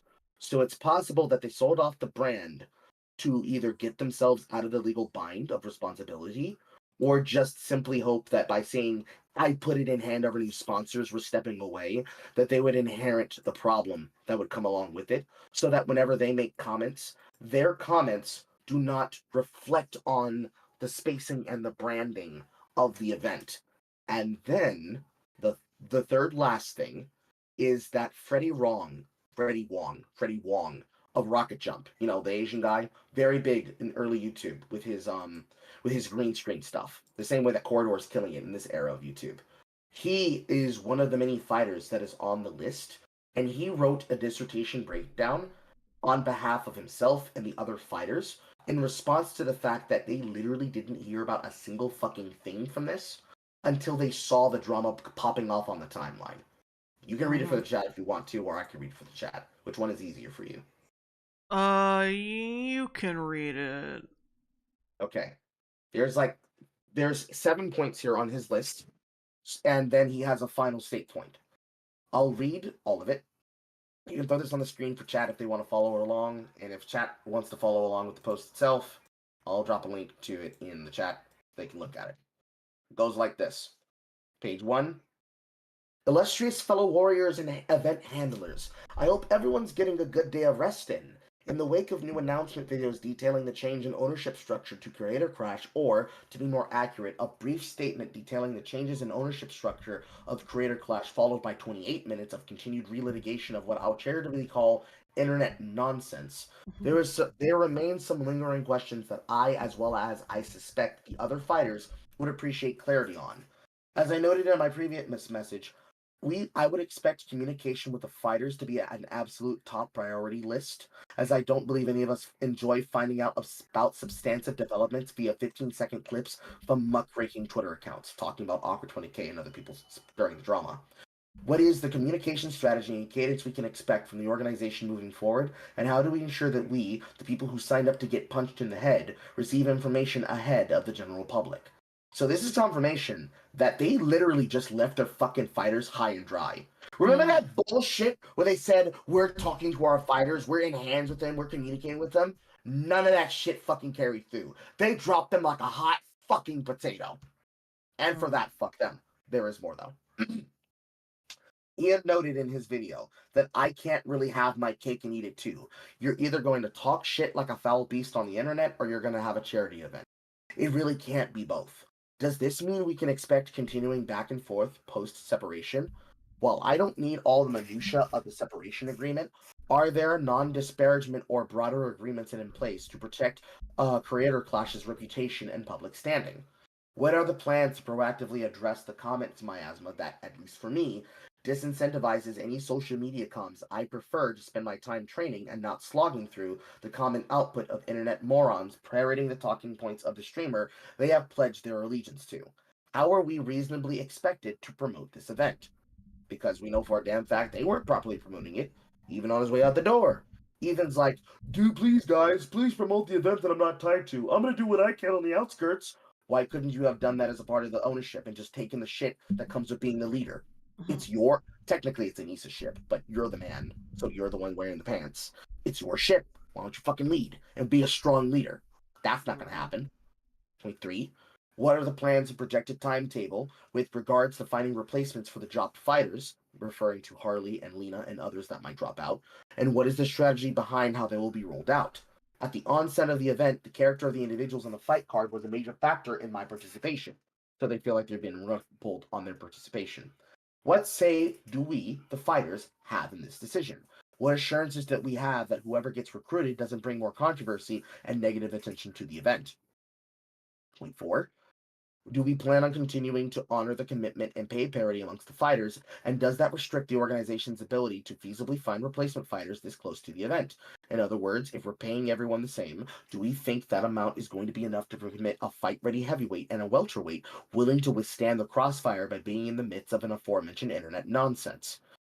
Point 5. Moving forward, what are the plans and projected timetable to market and promote the event? Who's taking the lead on this? An individual within the organization? A PR agency? Can you provide an outline of the comm approach that we're given the current situation that we're in? Point 6. What is the timetable for updating social media and the event website to more accurately reflect our current lineup? AKA, when y'all niggas finna stop lying about people who aren't here at this event anymore. While I appreciate the desire to ensure all outward comms contain substantive information, I will also note the longer everything is out of date, the more we invite further ridicule and the more chaotic this event seems. Deadass. And then his final point, which is point 7. Having my run share of organizations at various scales, I can appreciate the complexities of internal versus external comms, the cadence, and the tone. However, I believe I speak for all of us when I say that this current strategy of zero prior communications or heads up internally to the fighters is an unacceptable methodology moving forward. Providing dates for upcoming announcements without any information as to the content of those announcements isn't enough. Our current trajectory does not instill confidence, and I look forward to hearing about what substantive changes we plan to implement. Finally, I'd like to stress that I speak here for myself, but I encourage my other buff gladiators to chime in. I'm tired of stressing out about this stuff in the dark. Let's stress out about this stuff together. The biggest takeaway from this is the fact that they both, Ian and Anissa both, abandoned this ship while it was halfway underwater. They didn't communicate anything on the way going out. They didn't communicate to any people to pass off the behavior moving on. They didn't try to set up how it was going to be communicated, who the lead was. They didn't communicate who was responsible for what so that they could pass the buck on responsibility and at least try to pass over this sale that they hoped wasn't communicated. None of this is in the video, Jay. But you know what is in the video? If we didn't get through the last sections and you didn't turn it off, go ahead and just let it run unfiltered. You'll see what Ian decided was more important than Sorry, guys. any of this shit that he just litigated here. How many You're gonna laugh when dislike you see it. extensions you have? I know I We can did. free Palestine without being a Nazi, okay? Yeah, fuck you guys too, okay? How about you fucking Nazis? How about that? It's blatantly and obviously fucking disingenuous. This shit blew my fucking mind. Like, this is fucking insane. And, like, dangerous. He is going out of his way to slander you as a neo-Nazi. Like, that can get you hurt. Thank you, Ethan Klein. You are my best friend. You are the rent payer. You are the legend. Thank you, Ethan Klein. You are my best friend. You are the rent payer. You are the legend. Jesus. Jay, you're not laughing. He's dancing. He's dancing. He's being a quirky, funny chungus like he was during fucking what was it called? Kickstarter unboxing. Isn't it funny?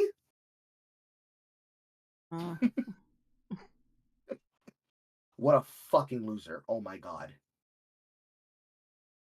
The biggest sad part about that dance is that he's skinny fat, and he thought that he could use this as a dunk to show how much weight he lost. Like, yeah, he's still got a gut. The fuck? Yeah. And, like, that's only cute and ironic if you won the fucking argument and you brought receipts and you killed it. But no, it's just sad. Like, you just, oh my god, you actually think you're still relevant like you were a few years ago. Oh my god. You actually think that you, yeah, because he even, because before that he was talking shit about the downvote app thing, and I'm like, bro, just accept the fact, because everybody, like, you got to match up the level of downvotes and the level of scrutiny you get at the same time. Like, all of this adds up. Ain't no, like, only like a small group of fucking people think that you're winning in any capacity. But that's the only voices you want to hear. So you think that's the majority. Everybody still loves old iDubbbz. It's like, you're so fucking delusional. This is like when Lindsay Ellis ran off the internet when she was getting pushback from Raya the Last Dragon. That's what it looks like to me. Because realistically speaking, for the Nebula niggas, as we call them, for FD Signifier and H-Bomber Guy and the Janitor 1 and all of those older SJW figures that convinced YouTube to make them priority creators so they could become popular, and they now make buku dollars up to the millions, basically doing stochastic terrorism to whoever they decide. Whenever they got pushback like this, they just disappeared for a bit, and then they put their content out on those platforms, and they basically brought their content in to people who would be getting those free subscriptions or be paying to look at all their favorite slot content from the big figures that are coming up. And because Signifier is like them, he did that whole thing too with his recent come up with his video, where he's basically saying, I was never supposed to be a leader, but now that I'm getting close to 1 million, now I feel like I should do something with it. He's basically going through the downturn as one of the people who didn't get in on that. He's been left behind by all his friends that have either moved on and developed something with themselves. So his friend Max that he didn't show up to the wedding of because he decided getting his tattoo with his wife was more important to going to his friend's wedding, if he was invited or not invited, and he went off to make Hot Ones. Joji, his voice was ruined by doing Filthy Frank all these years. He couldn't keep doing anymore, so he put the fucking rice patty down, and he picked up a microphone and started singing with a little bit of autotune, and now he's a multi-million-dollar record slinger. Made money, made memes, made millions, and now is making music and is happy as fuck doing whatever the fuck he wants, living his life on side quests, just like Markiplier. Other people in that orbit, they're having fun doing whatever side content they want, or they're doing shit with people like Corridor Crew, or even the new Smosh TV, and all the people that are all those leftists involved with Dimension 20 and shit. And here's good old iDubbbz. In the mud, fucking around in the slop, happy like a little dirty piggy, but his life's ruined. His wife either doesn't love him enough to give him kids, or actively swallows every load that he fucking shoots her way. Unhappy, no kids, fighting with his friends, deciding to backstab them, thinking that he can litigate his old popularity and fame to get him back into relevancy. And he thinks that the thing that he can do to do that is, oh, I'm a monkey branch on a Hassan Piker. That's going to get me content and clicks. When he's really just a pig getting fattened up for the slaughter. Oh, yeah, you can play around in the fucking mud because you're a dirty little piggy. And you're going to get stuffed. And you're going to get ate at the luau. They're going to eat you from head to ass. And you're not going to have a single person who wants to save you. Because everybody saw you basically crash out against your friend publicly. Mm-hmm. It's so sad. But I don't feel a single bit bad for him. He deserves everything that's about to happen to him. Because a hard head makes a soft ass. And boy, they gonna be in your butt like Ant-Man Studios. Well, thank God that's over. Yeah, I had to slide through because I knew those details weren't going to be in here. Because I don't think anybody in the comment section mentioned them. And it makes it really funny when you know those details. Because he couldn't even, for the sake that you could say, let's say Creator Clash 1 went off as a hitch because they decided to do what they did, right? Mm-hmm. He abandoned his baby. Him and Anissa. They both abandoned their baby. And basically said, go on, niggas, we don't care. And for that alone, fuck him for that. But then he's throwing all those people under the bus, too. He's throwing all the fighters under the bus. He's throwing the charity under the bus. I guess we shouldn't stand up to cancer, guys. Sit down for cancer. Let grandma die with stage 4. I don't know what to tell you, bro. That's your hero. He thinks he's the hero. Crazy. But he's a leftist, so it gets passed. Yeah. Oh, all right, guys. That's gonna be it. I'm dry. Completely dry. I'm dry. She's spent. Yeah. Good night, guys. Thank you for the super chats and your comments and a few elaborations that you made on this drama bullshit. Yeah, I'm gonna head off to, well, not bed yet, but you know. She's heading off to the itis couch. She ain't going to bed. She's gonna lay down until she passes out. Yeah. So goodbye, guys. Love you. Appreciate you. I'm gonna have some more Interview with the Vampire episodes coming out soon. Mm-hmm. I still gotta watch Sneaks. I gotta do that. I gotta watch that and probably come out for that. You have to clue me into that, or clue in the Long Boys, one of the two. Yeah, I'll probably. I think I'll get something together with that. We'll see. Okay. But yeah. Bye, guys. Good night. Have a good one.